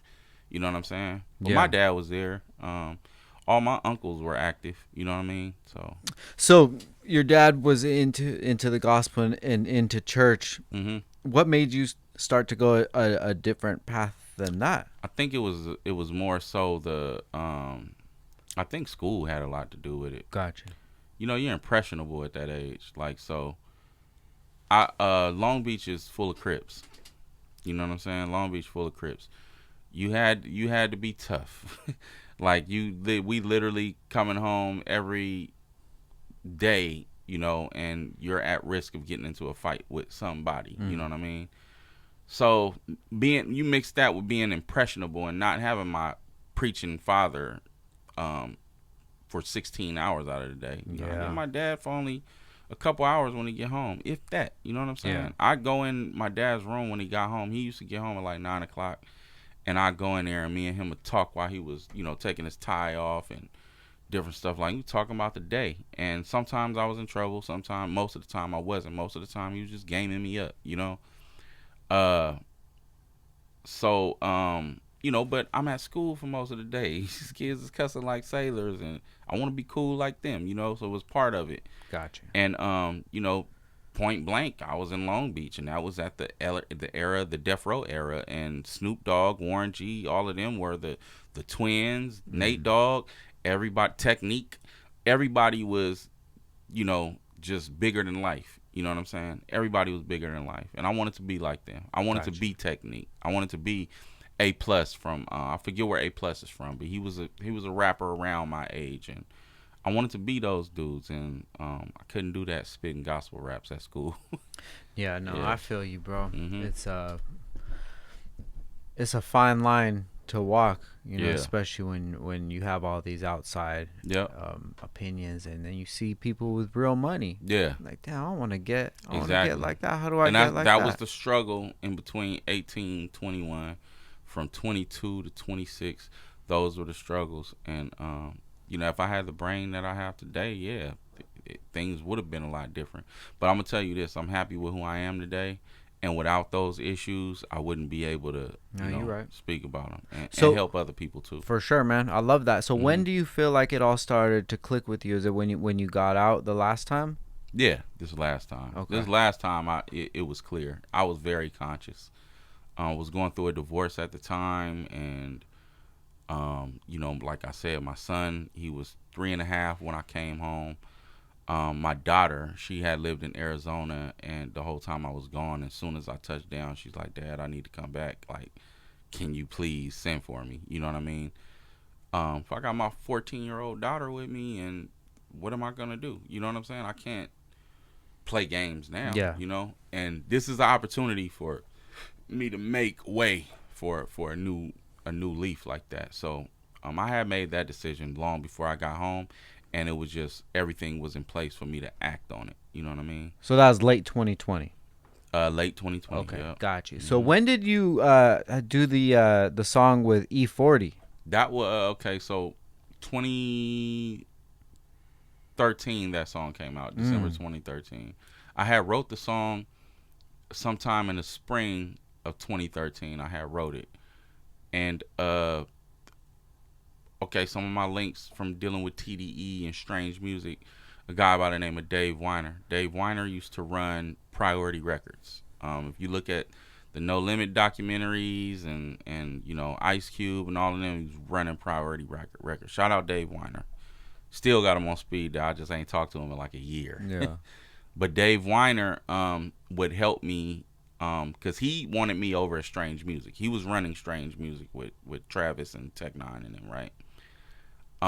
And from what I'm told out of his mouth, he can correct you if he sees this interview or whatever. He could comment on it. But he definitely every time we talk, he's like, man, I don't know what it is. We didn't know what it was at the time. We know now. It was an issue with TDE and Strange Music, actually. They thought I was signed to TDE when I actually wasn't. And I could be wrong. Somebody probably could correct something. But that was my understanding as to why they didn't mess with me business-wise. Got it. But I was there. You know what I mean? I was always at the shows and different stuff like that. Dave Weiner was friends with RBC Records executives, Brian Shafton, I believe it was, and Brian Granville, I believe. And E-40 was looking for records for his triple CD. I had reached out to my DJ Gutter Rock. He's the DJ that was in the video I just did. Okay. I had reached out to Gutter Rock, and after I did Thirsty, and Dave Weiner, but Dave Weiner was taking a while because I was trying to get Nipsey Hussle on it. Nipsey Hussle and them, they reached back out to Gutter Rock and told him, yeah, it's gonna be 5 bands. I was about $1,000 short, so I was just like, give me a few days to do this. Dave Weiner calls my phone, within that couple days, and he's like, hey, you got a minute? And I was like, yeah. He was like, all right, E-40 would, I think that he would like this song for his album. I just need a permission. And if you say, yeah, I don't want to get your hopes up, but just answer a unknown call if it comes from the Bay Area. And I'm like, okay. I'm outside talking to one of my folks in the apartment building, and I realize I left my phone on the charger. I run back to my phone, and literally as the phone, the San Francisco number is calling. I pick it up. I'm like, hello? He was like, can I speak to King? And I was like, this King. He's like, I was like, who's this? He's like, this E-40, bro. And I'm like, oh, crap. Like, you know what I'm saying? So I'm like, all right. We spent about 30 minutes on the phone. He's telling me how this whole thing works. You know, we normally do splits. Like, you know, I do a favor for you, you do a favor for me, and whatnot. Unless you actually want some money for it. I'm like, what? No. Take it. Yeah, let's take it. Let's just do it. I just ask that you keep me on it. He said, no doubt, you staying on it. You know, he's like, you know, I love your verse, so just, you know, whatever. So he actually asked me, 40 asked me to pin a draft of what, you know, I think he should go, what route I think he should go. Got you. Okay. Obviously, we two different types of rappers, so he's not going to use everything. He just wants to know which way I'm going with it. So I pen a verse, I send it to him, and he's like, yeah, I'm having a hard time, bro. He was like, can you come up here? And I'm on some street shit at that time. You know, I'm out, me and the homies out in Fresno, you know, trying to bust a move or whatever. And he's like, is there any way you can get here, like, today? And I'm like, well, I'm in Fresno right now. And he's like, cool. Can you get on the bus, on the train? And I was like, yeah. So he got me a train ticket. His boy picked me up from the train station. I swear, from about 4 hours after I got off the phone with him, I was at his front door, big super mansion house out in Eagle Rock in the Bay Area. CC Sabathia lives across the street. Like, yeah, it's crazy. Gary Payton lives somewhere over there. So he answers the door, and he's like, oh, what's going on? Yeah, come put your shoes right here. You know, it's just like a uncle. He had these all white marble floors, and, you know, his wife at the staircase. Hi. You know what I mean? And I'm just like, this is crazy. You know what I mean? So I take my shoes off. You know, we walk to the studio. You go left, go right. That hallway from straight to right, all plaques. You know what I mean? Yeah. All plaques from anything that he did. Rather, he did songs with Tupac. I noticed the Tupac plaque off the top, and, you know, it was just a bunch of plaques, man. Like, you know, and when I go in the studio, his son Droopy is at the boards, you know, and Droopy was he was popular in his own right at that time. So I'm like, dang, this is trip. Pleasure to meet you, you know.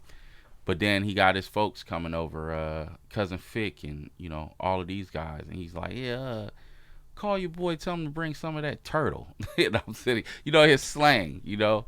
I learned he likes Brute Carlo Rossi, and me and J-Rock we used to mess with the sangria at the time. So I'm like, Brute, he's like, man, you why mess with that sangria? Like, here, take some of this Brute. Like, you know, the way he talked. Yeah. He's sending it, and, you know, we just listen to a bunch of records because they actually finalizing his record.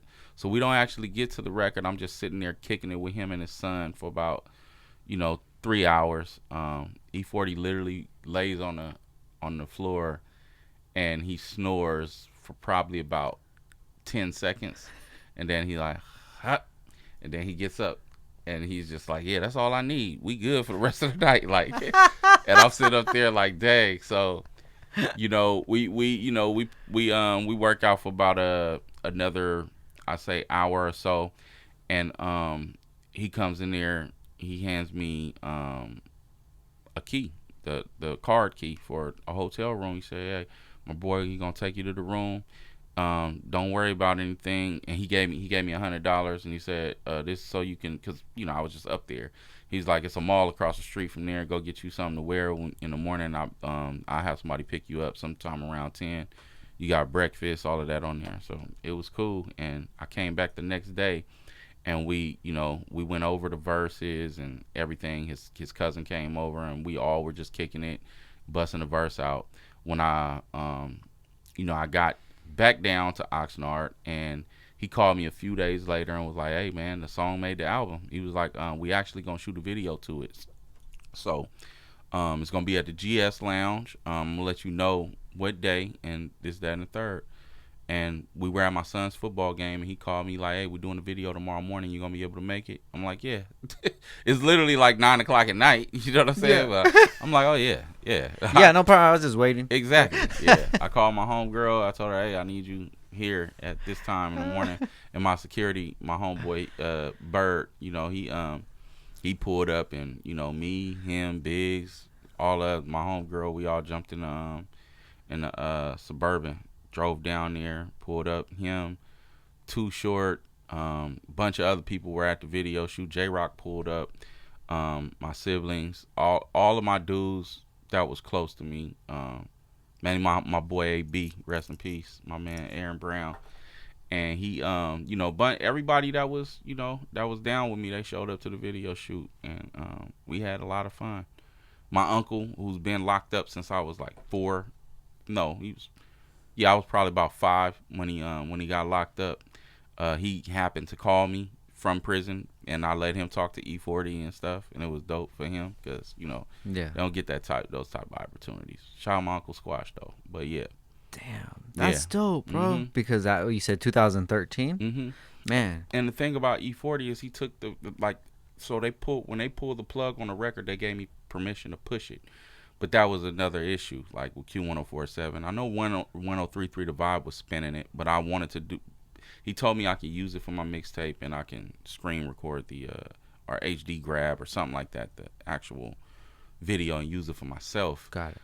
But it was challenging to do so it took a while. But he him and my boy Stevie Stone went on tour, and they allowed me to come do the West Coast runs and Dallas. So Arizona, Bakersfield, Vegas, and whenever they were anywhere on the West Coast, I went and did that record, and people knew, they knew who it was. You know what I mean? Yeah, it was dope. Man, I love that, bro. Mm-hmm. I remember I was in that era, bro. E-40, mm-hmm. Ghetto Report Card, all of that. Ghost Riding the Whip. Yeah. One time we went out downtown, bro. We're at Candlelight everywhere. Mm-hmm. I'm driving home, dropping all the homies off. Yeah. Put some E-40 on, and we're ghost riding the whip, bro. Ride.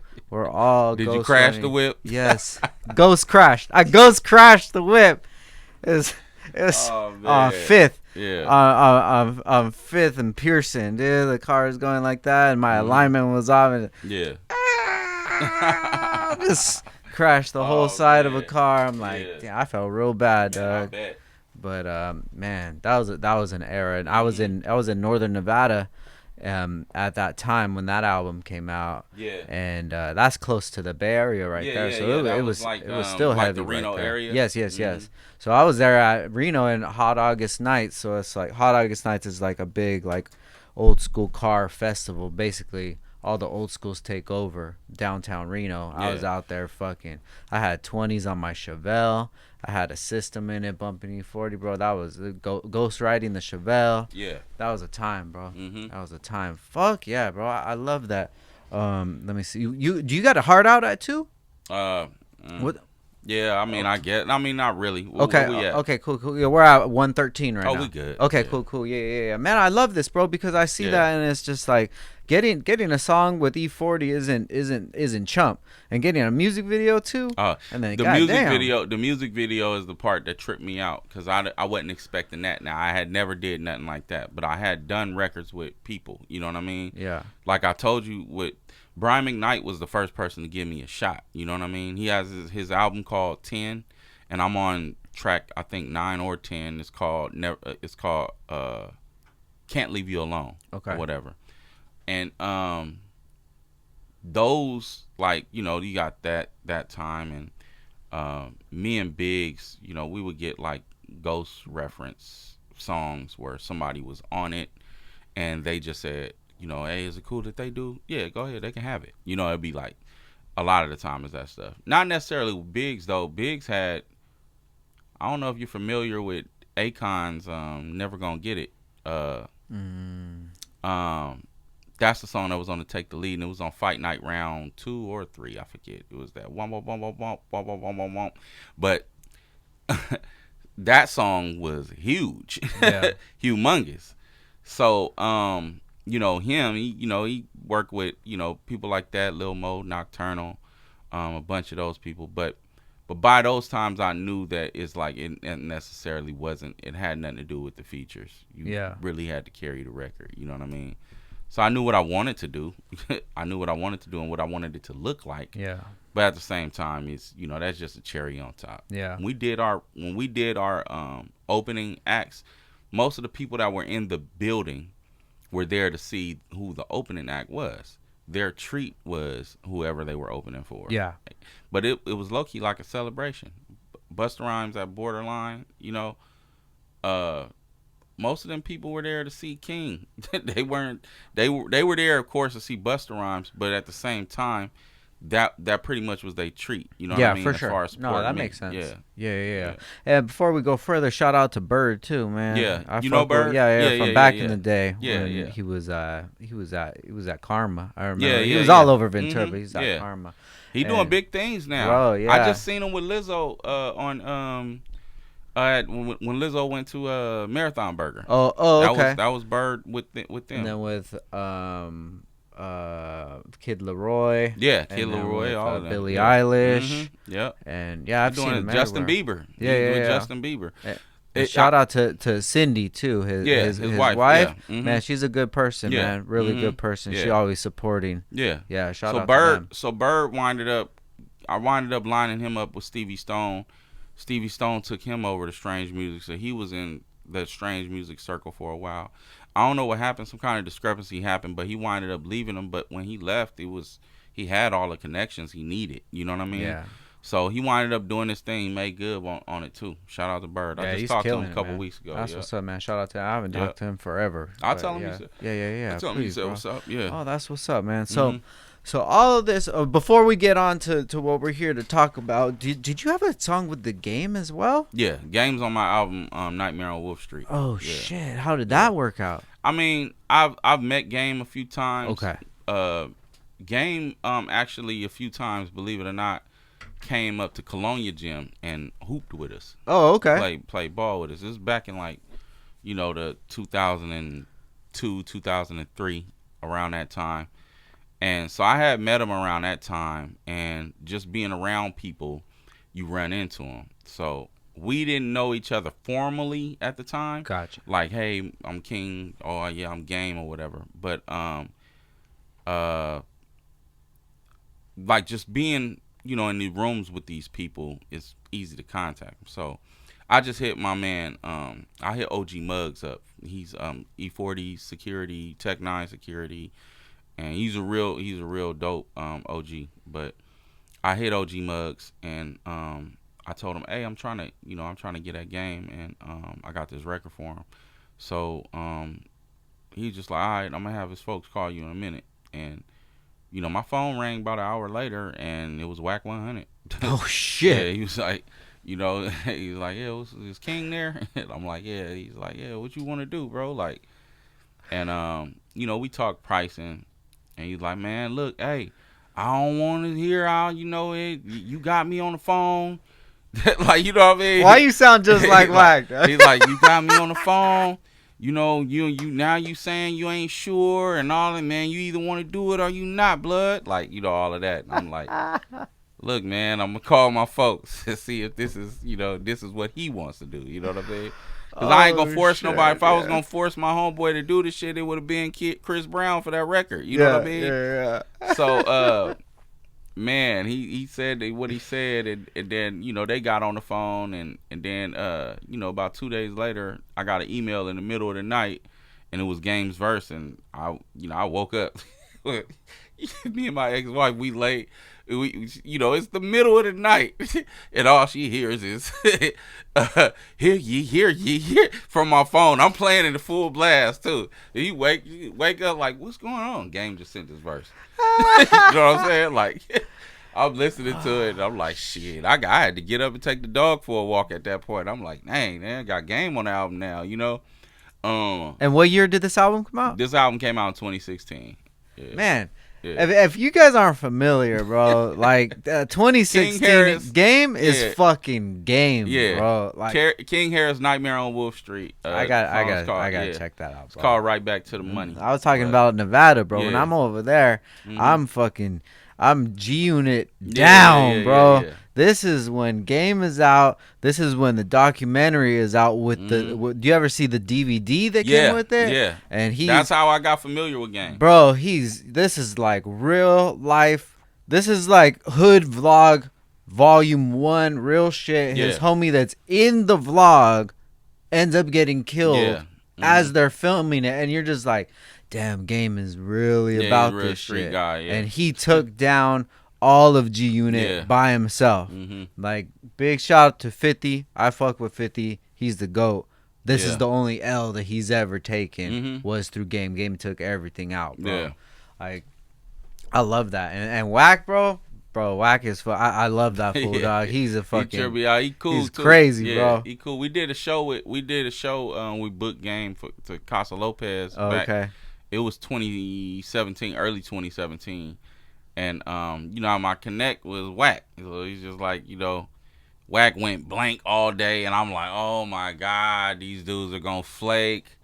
And you already promoted and everything? Man, yeah, promo, like radio, all of that stuff. And it's a packed house. It's like 800 people. Shit. And we sitting up here like, bro. And Wack still, he ain't answered the phone from the morning. No text messages, nothing, bro. All of a sudden, at around 9 o'clock at night. What time did it start? The doors open around like 9. Oh, shit. No. So it wasn't even at 9 because doors open at 9. I was stressed in the place, so it had to be around 10:30, 11 o'clock. It had to be. Yeah. And, man, I'm telling you, bro, I get a text message that should say Wack. I'm like, I open it. He said, we outside. I'm like, oh, my God, bro. I walk outside. Wack's right there. He wants to see the area and come in, and, you know, he wants the stage clear and all of that stuff. But, yeah, they always there.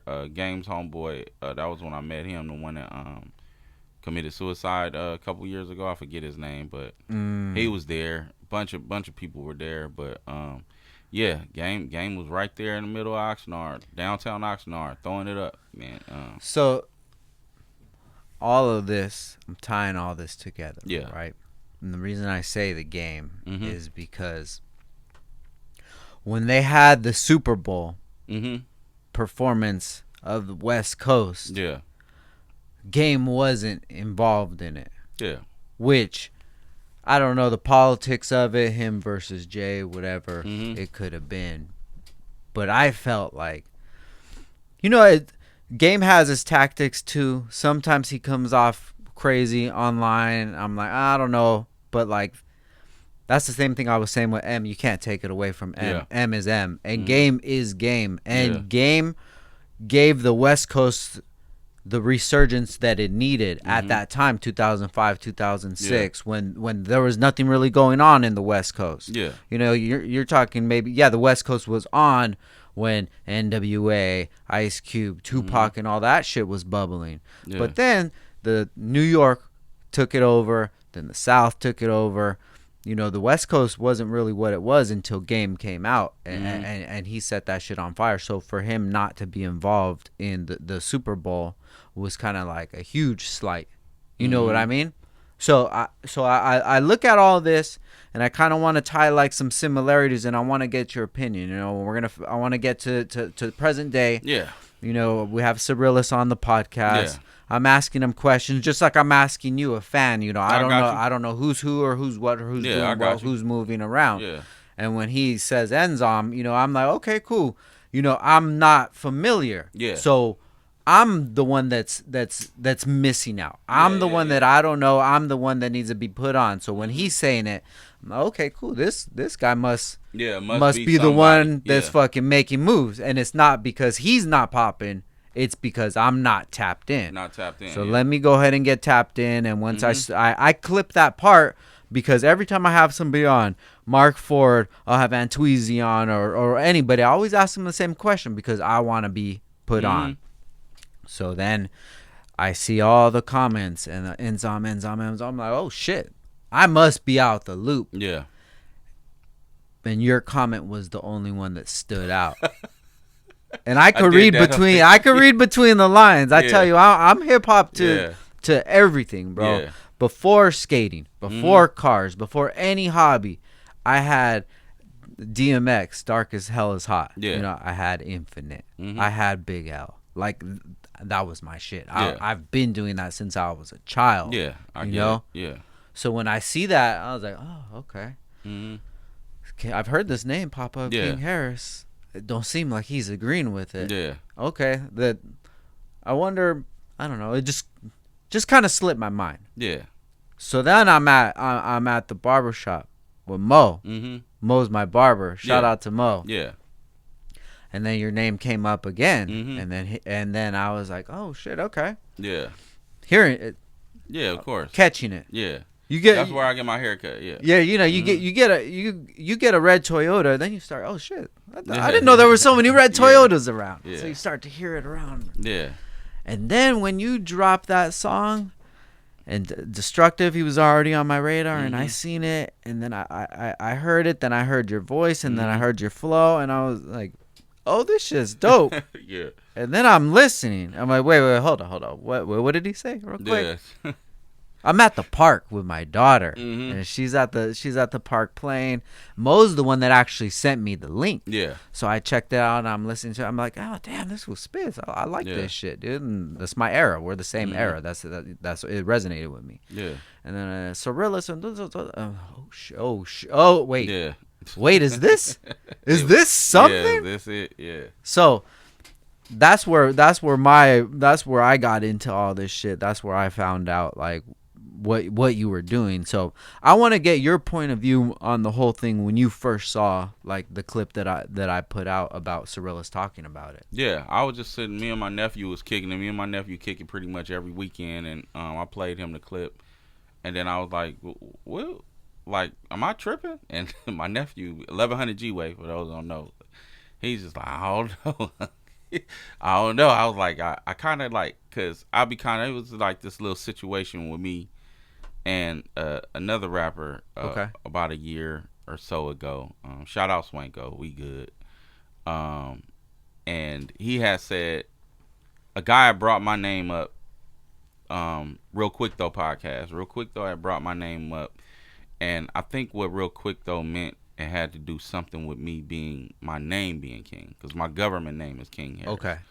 So I think it had to do something with my name being King, or saying Oxnard has a king, and dude immediately stopped him and was like, nah, he's not the king out here. And it was like, you know, and it was kind of, you know, the whole, like, not the whole interview, but some of that interview went into reasons for me not being the king out here, and he's cool, but he's not that guy. Got like, you. It was like, I took offense to it, right? Of course. So I went straight to the booth and got that dude. You know what I'm saying? Now, when he dropped his, it was pretty much over with. I wasn't going to continue. You know what I'm saying? But when this happened, it was kind of reminiscent, right? Now, if I waited, because you contacted me, if you don't remember, you contacted me before I dropped that record. Before I dropped it. Okay. Right? So the fact that you contacted me before it, I didn't have to put the record out. I could have came up here and talked, just like everybody else did, just how Swanko did, and how Cyrilus was doing, which Cyrilus didn't end it with talk. Yeah. He definitely didn't end it with talk. He got to the mic and he did his thing. You know what I'm saying? But I would be remiss to behave the way that I actually, the reasons that I confronted Swanko on. Okay. Why? Like, no, I got to rap.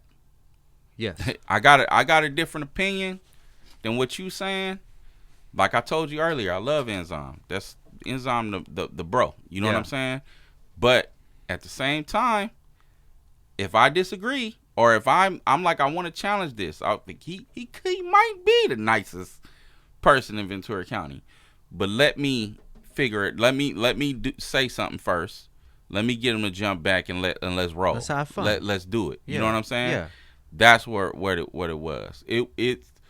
It's like I said, I'd be front. I'd be a bitch if I sat up there and did an interview and said, oh no, I'm the best. You know what I'm saying? No, I'm the best. Gotcha. There's no. Listen to my last album, and no, we about to get to it. You know what I'm saying? We gonna see. Like that's what I said. I guess we gonna see. That's what I said on the record. But that was my whole angle of it. I didn't dislike anybody. That's why I don't talk. That's why I don't do the comments and stuff like that, because it shows too much. It exposes the way you really feel, and I'd rather us just like, hey man, let's let this moment be the moment right now. You know what I mean? Don't let these motherfuckers get you to the point where, you know, they looking at you a certain way. Nah, I'm gonna be quiet about it.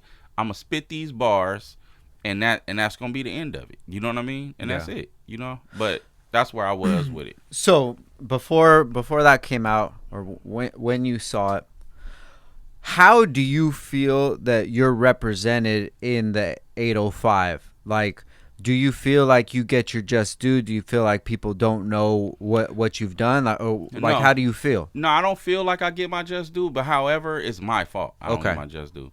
Uno, Gutter Rock, Sean Biggs, Oh No, all of these dudes always, you don't put out enough music, bro. Gotcha. You don't. You are, like Lord Sanctus, you are it. Shout out to the homeboy Rex. You are that guy. You just don't put the music out. You sitting to my boy Ted. He's saying, bro, I'm just irritated because you don't put nothing out. You know what I mean? I'll sit on it because I'm critiquing everything, or because I don't feel like it's as good as what this is. You know what I'm saying? So when you saw this, did you see it? Was there a point in you that you were mad at yourself for letting it get that far, that you weren't even mentioned? Hell yeah. It doesn't. The mentioning, Cyrilus doesn't know me anyway. He's learning about me around the same time you are. You know what I'm saying? Yeah. So I don't blame him. You know what I'm saying? Yeah, and for sure. And even if he knew about me and still was on some, you know, Enzyme's the greatest, I still don't blame him. Yeah. You know what I mean? I don't blame you. You're not ripping me to shreds, though. I don't give a fuck what you. I don't give a fuck what none of these motherfuckers talk about. Like, none of them. There ain't a motherfucking soul in Ventura County that's gonna be ripping somebody to shreds. You know what I'm saying? Like they were saying, it's just always somebody. You know what I mean? You might win a sparring battle or something like that, bro. But there's so many people, bro, out here that's doing shit. J Pro, like, I don't know if people know who J Pro is, like. But J Pro is legitimately like one of the best off the dome. Like will you know, do some things like that. But there, you know, you like I said, Sean Biggs, there's David Kelly, who used to go by Kelly Castro, 1100 G-Way, my nephew, Chop. Like it's a bunch of people that like really do their thing. So if you're not tapped in, then you may feel that. But like at the same time, like I said, Cyrilus is entitled to feel for sure how he feels, and it's legitimate. Like, yeah, I've had that conversation too, and I've had it like it's not a bad pick at all. Yeah, Enzyme's not a bad pick. I just took offense as to ripping them to shreds. Yeah, understandably, and we had the conversation, and somebody I was having it with is like, well, why did he even get mad? He didn't even say anything bad. And I'm like, look at it from this point of view. Rap is a competitive sport. Yeah. Okay, so if somebody told me like, oh, so and so has a better brand than you, like, all right, whatever, I don't care, like I'm doing my shit. But podcasting is different. Yeah. I am the best in my eyes. I'm the best in the 805. Period. And that is what I'm going for. Yeah. I'm the best podcaster in the car community, and that's what I'm going for. Yeah. And if there's somebody else, okay, Yeah. I'm looking. If people think that they're lit, okay, that's what's up. I'm listening to them. I'm dissecting it, and it's no disrespect to anybody else. But bro, I've been doing this since 2018. And I have 2-hour plus conversations times 290 plus. That's a lot of fucking talking. It's a sport, like it's you a said. Sport. You go on ESPN, what you see the spelling bee. Yeah. War of words. You know what I'm saying? Yeah. And they just implemented breakdancing into the Olympics, right? Yeah. What you think? You think hip hop? You think battle rapping ain't gonna be in the Olympics one day? Like, if they got breakdancing there, that's the next. What are you talking graffiti's about? Right there. That's the next step. Yeah. Hell yeah, you gonna see motherfuckers like D Smoke with a motherfucking gold medal. Like, I went over there. Like, you know what I mean? Skateboarding, yeah. Yeah, no, you're right. Exactly, bro. So like, like a lot of people. I looked at the comments, bro, and I was just like, you guys like have no idea. And what's irritating, the most irritating thing to me had to do with people getting on there saying, you guys, this is the problem. We're not unified. No, the problem is we're too unified. That's the problem. The problem is people are walking around here that have problems with other people, and it happens to be the fact that these people are rappers or what have you, and nobody's utilizing their platforms to actually push that out. You know what I mean? This woke everything up. The people that don't necessarily rap, they don't ever understand. You know what I mean? That they don't ever understand how competitive it is, or what that feeling is like when you get on stage and you get a lukewarm reception, and for somebody else to get on stage and hey and all of that. You don't know what that feels like? Yeah. Shut up. Yeah. You know what I mean? No, you're right. You don't know what that feels. So you telling yourself, next time I go on stage, I'm a rock it. I'm a do this, I'm gonna do that, and this, that, and the third. But it's just, we talk about the golden ages of hip hop, right? They were battling pretty much the whole time. That's what it was. You know what I mean? Freestyle wasn't meaning off the dome. It was, just spit something. And they were battling. You know what I mean? They took their best rhymes and they put them in one street corner, and somebody threw a beat on, rather they beatbox or throw an instrumental on, and they battled. Yeah. That's what it is. So yeah, it we definitely need a lot more of that, you know what I'm saying? And I understood it fully. And one thing that really surprised me too is you were the only one that took it as anything. I wasn't the only one that had an issue with it though. I talked to a few OGs. I was the only one that stepped out, and I kind of compare it to like a Control verse. Like a lot of people came out of the woodwork on it. I mean, I don't know why more people haven't jumped in, because you're supposed to think you're the best. Yeah. So Realist is supposed to think he's the best. Definitely. I'm supposed to think I'm the best in my field.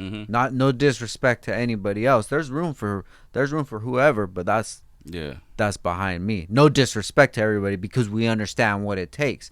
All of those guys understand what it takes to make a beat and to get the lyrics and to finally get this feature and to be on stage and to get the lukewarm and then to get the like, everybody understands. So we're all playing the same field.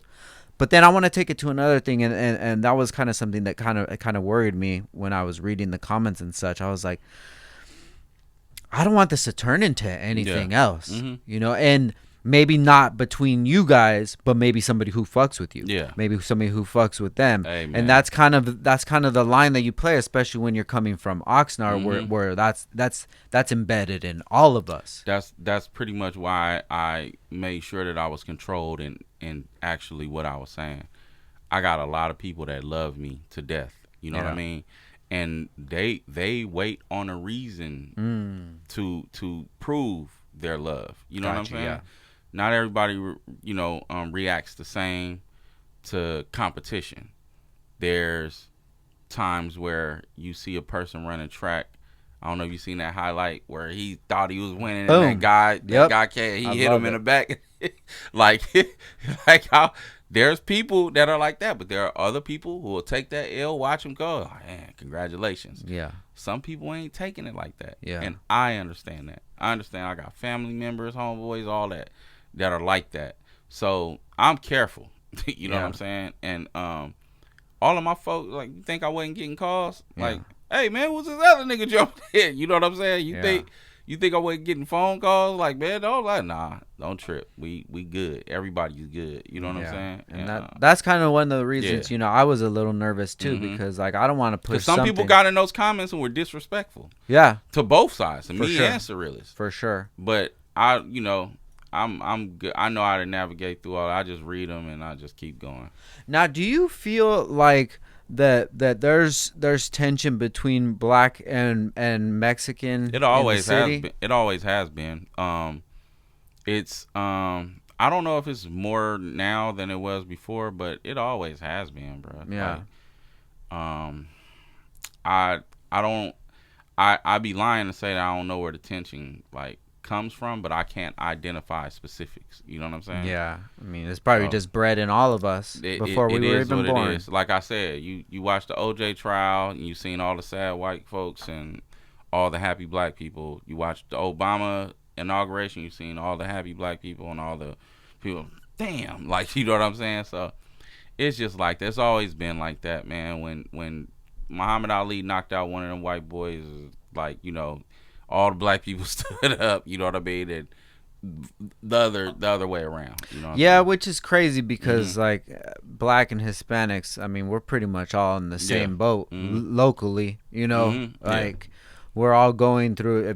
If you grew up in the South, your neighbor was a Mexican. You talking about in the South Oxnard? Just, right? South Oxnard or wherever even. No, I was just saying. Yeah. I went to school in Parkview, Eel Green, Hueneme. That was my area right there. And it wasn't like one was treated better than the other. It was we're all from the hood, And then that's why I saw with this is like I don't even want that to become a factor, but I think that's already a factor no matter what. Anything always there's always going to be those people who can't see past it. Which can ruin a beautiful moment. Yeah. Like I said, the tide raises all boats, dude. Yeah. And like I'm sure your page has been blowing up. No, it has. And everybody else's page has been blowing up. That's why I appreciated Surrealist for even responding, because he honestly didn't have to keep it real. It could have just took a shot. Him responding showed me that he respected me, and I took that all in. That's why when we had the conversation, I made sure I told him I really, really do appreciate you like responding. Yeah, you busy dude. You know what I'm saying? For sure. Now big shout out to Surrealist and Enzam, and like Surrealist took it to that next level, and like I love your style of hip hop because that's nostalgic to me. Yeah, and his what he came out with, bro. That I was fucking with it because that's that hip hop. That's that like grimy, that like that Griselda kind of feel to it, and the visuals to it. And the visuals I fucked with. Yeah. Now I was on Connect the Coast, and I was talking to them, and I told them that I feel like you're on the clock because you came out. Yeah. And you said what you said, but if anybody wasn't hip to any of it, and if you wouldn't have said Surrealist's name. It could have just been a verse. Nobody would have even known. Yeah. So I feel like Surrealist dropped an actual diss. Yeah. And Zom dropped an actual diss. So tell me what your thoughts of it. Like how do you feel about that? About theirs? No, like how do you feel about like? No, you right. Being on the clock. I heard what you said. And I mean, I was on the fence.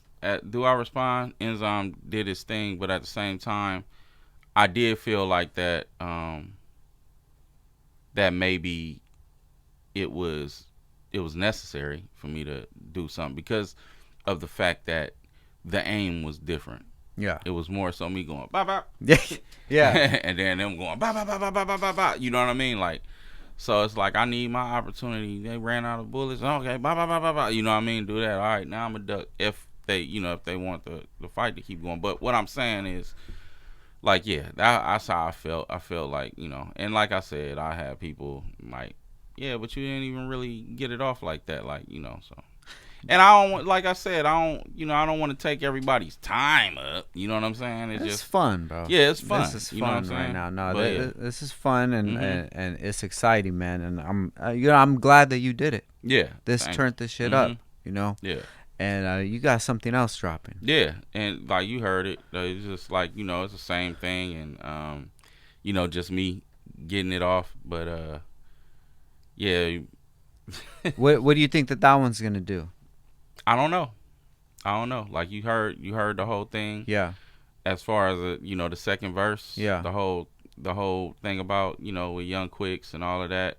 So I don't know where he gonna take it. You know what I'm saying? But I'm prepared for whatever. I'm not. Do you feel like he's even that kind of artist? Like I don't know. Okay. I don't know. When I was hanging out with Young Quicks, that was around that time. Around the time I was moving around with TDE. So I seen him a few times after that. I kind of started, looking, a little weirdo stuff later on, like recently. You know what I mean? You. What my opinion of being everybody a weirdo got theirs, yeah. Bro. So, but yeah, I don't know where he gonna take it, but I'm prepared, whatever. Yeah, that's a thing too, because like I wonder if he felt slighted by it, because he's been trying to make a big push to make it seem like he's the one. Well, if that was your question, then the music just got to speak. I don't even want to speak on opinion based on where I feel like his bars are. Yeah. I wouldn't know. He could easily, wind up. I've written verses that were way better than other verses. You know what I'm saying? So he could easily hit with one, or he got enough homeboys over there to help him write if he wants to really, target. Yeah. But I don't know what he gonna go on. Yeah, I'm excited to see. Yeah. I'm excited to see where it goes, because I mean, the crown is always up for a taking. Yeah. All the time. And if you got it for a moment, or you're doing whatever you're doing, you're moving around in the city, like you're putting a target on your head, and you got to be ready for anything. You got to be ready. For and especially right now, like, man, I feel like he's just left out of the conversation. I feel like he's just left out of the conversation, and I'm but this is why you throw your hat in the ring and you say something. For sure. This is definitely why, and this is definitely the time. This is definitely the time, for sure. Got something to say. Yeah. But. So where do you see all of this going? Where do you see we all homies? Okay. We all homies. I don't know about Quicks. Yeah. But as far as Enzyme, that's the bro. I got zero problems with Enzyme. Me and Cyrilus formally met each other over the phone a couple of days ago, and I have no problems with Cyrilus. I can't think of any artists that I really got those kind of problems with, but hopefully it ends in doing a record or something like that. Yeah, no, I think you're doing Quicks a favor dropping it on a Friday, because you're giving him the weekend. You got you got to get this pen going, bro. But next weekend clock starts, or next week clock starts for sure, bro. Because this definitely brought a lot of attention to the hip hop community in the 805, and I love to see it, bro. Yeah, but it's gonna be exciting, man. Yeah, for sure. I'm very excited, and I'm very excited based on the fact, the foundation, family, Enzyme and Nevermind and all of them. I'm definitely looking forward to linking back up with them. Okay. And hell yeah, people and stuff like that. But yeah. So with all of this attention on you right now, you got something in the tuck? Man, bro, Killer King was supposed to drop 3-4 years ago. Gotcha. Just very critical of myself. Yeah. So I'm actually I went did a little situation in Colorado with my boy Stevie Stone, and they gave me my own label. So I'm about to be moving around with them. Y'all look out for Young Chop and G-Way too. Chop 1100 and 1100 G-Way. They both gonna be dropping as well soon. And from what I understand, we might be doing like a group album together too. So, and they, you know, they buzzing in their own right. A bunch of people, you know, G-Way, one of them super spitters. Chop don't play no games. Like, so, like, it's, you know, and I'm actually the guy in the middle that's like, hey, chill. We call it the gray area though. That's the group name is the gray area. So hell like, yeah. we definitely gonna drop some stuff too together, and you know, but they got their own stuff. G-Way came out swinging. He came out the Fed swinging, and you know, knocked some shit down, and you know, Chop been dropping heat. When they dropped their shit with Destructive, it went crazy. You know what I mean? So that's what's up. Yeah. How does this all feel? Like, are you feeling back? Like you're back in love with hip hop again? Like, cause yeah, somewhat. Cause I'm writing again. Yeah. You can tell, like, cause I didn't write a lot. I write when I felt like it. You know what I mean? Now I just hear something and I get the penning. You know what I mean? Yeah. It's there now, and you know, I probably within the next week or so drop some. Hopefully ain't got nothing to do with no diss. Yeah. Hopefully. Yeah. You know, but you know, like I said, I'm a competitor, so you know, I'm gonna shoot back. So, I love it. Yeah. I love the energy, bro. Yeah. Yeah. When you came out with that, I felt it, and I was like, all right, this is gonna be something right now. Yeah. And yeah, I'm excited, bro, and I'm glad that I'm tapped in. Yeah. And I'm glad you gave me a history lesson on everything, bro. Yeah, for sure. And there's a lot to talk about too. We get down another time, or you know, come to the crib. Yeah. Have a steak. Please. We can talk some more. I'm down, bro. Like all of that stuff. Yeah. Let's definitely keep in legit. touch, man. Yeah, I appreciate that. Yeah, all day. Dope.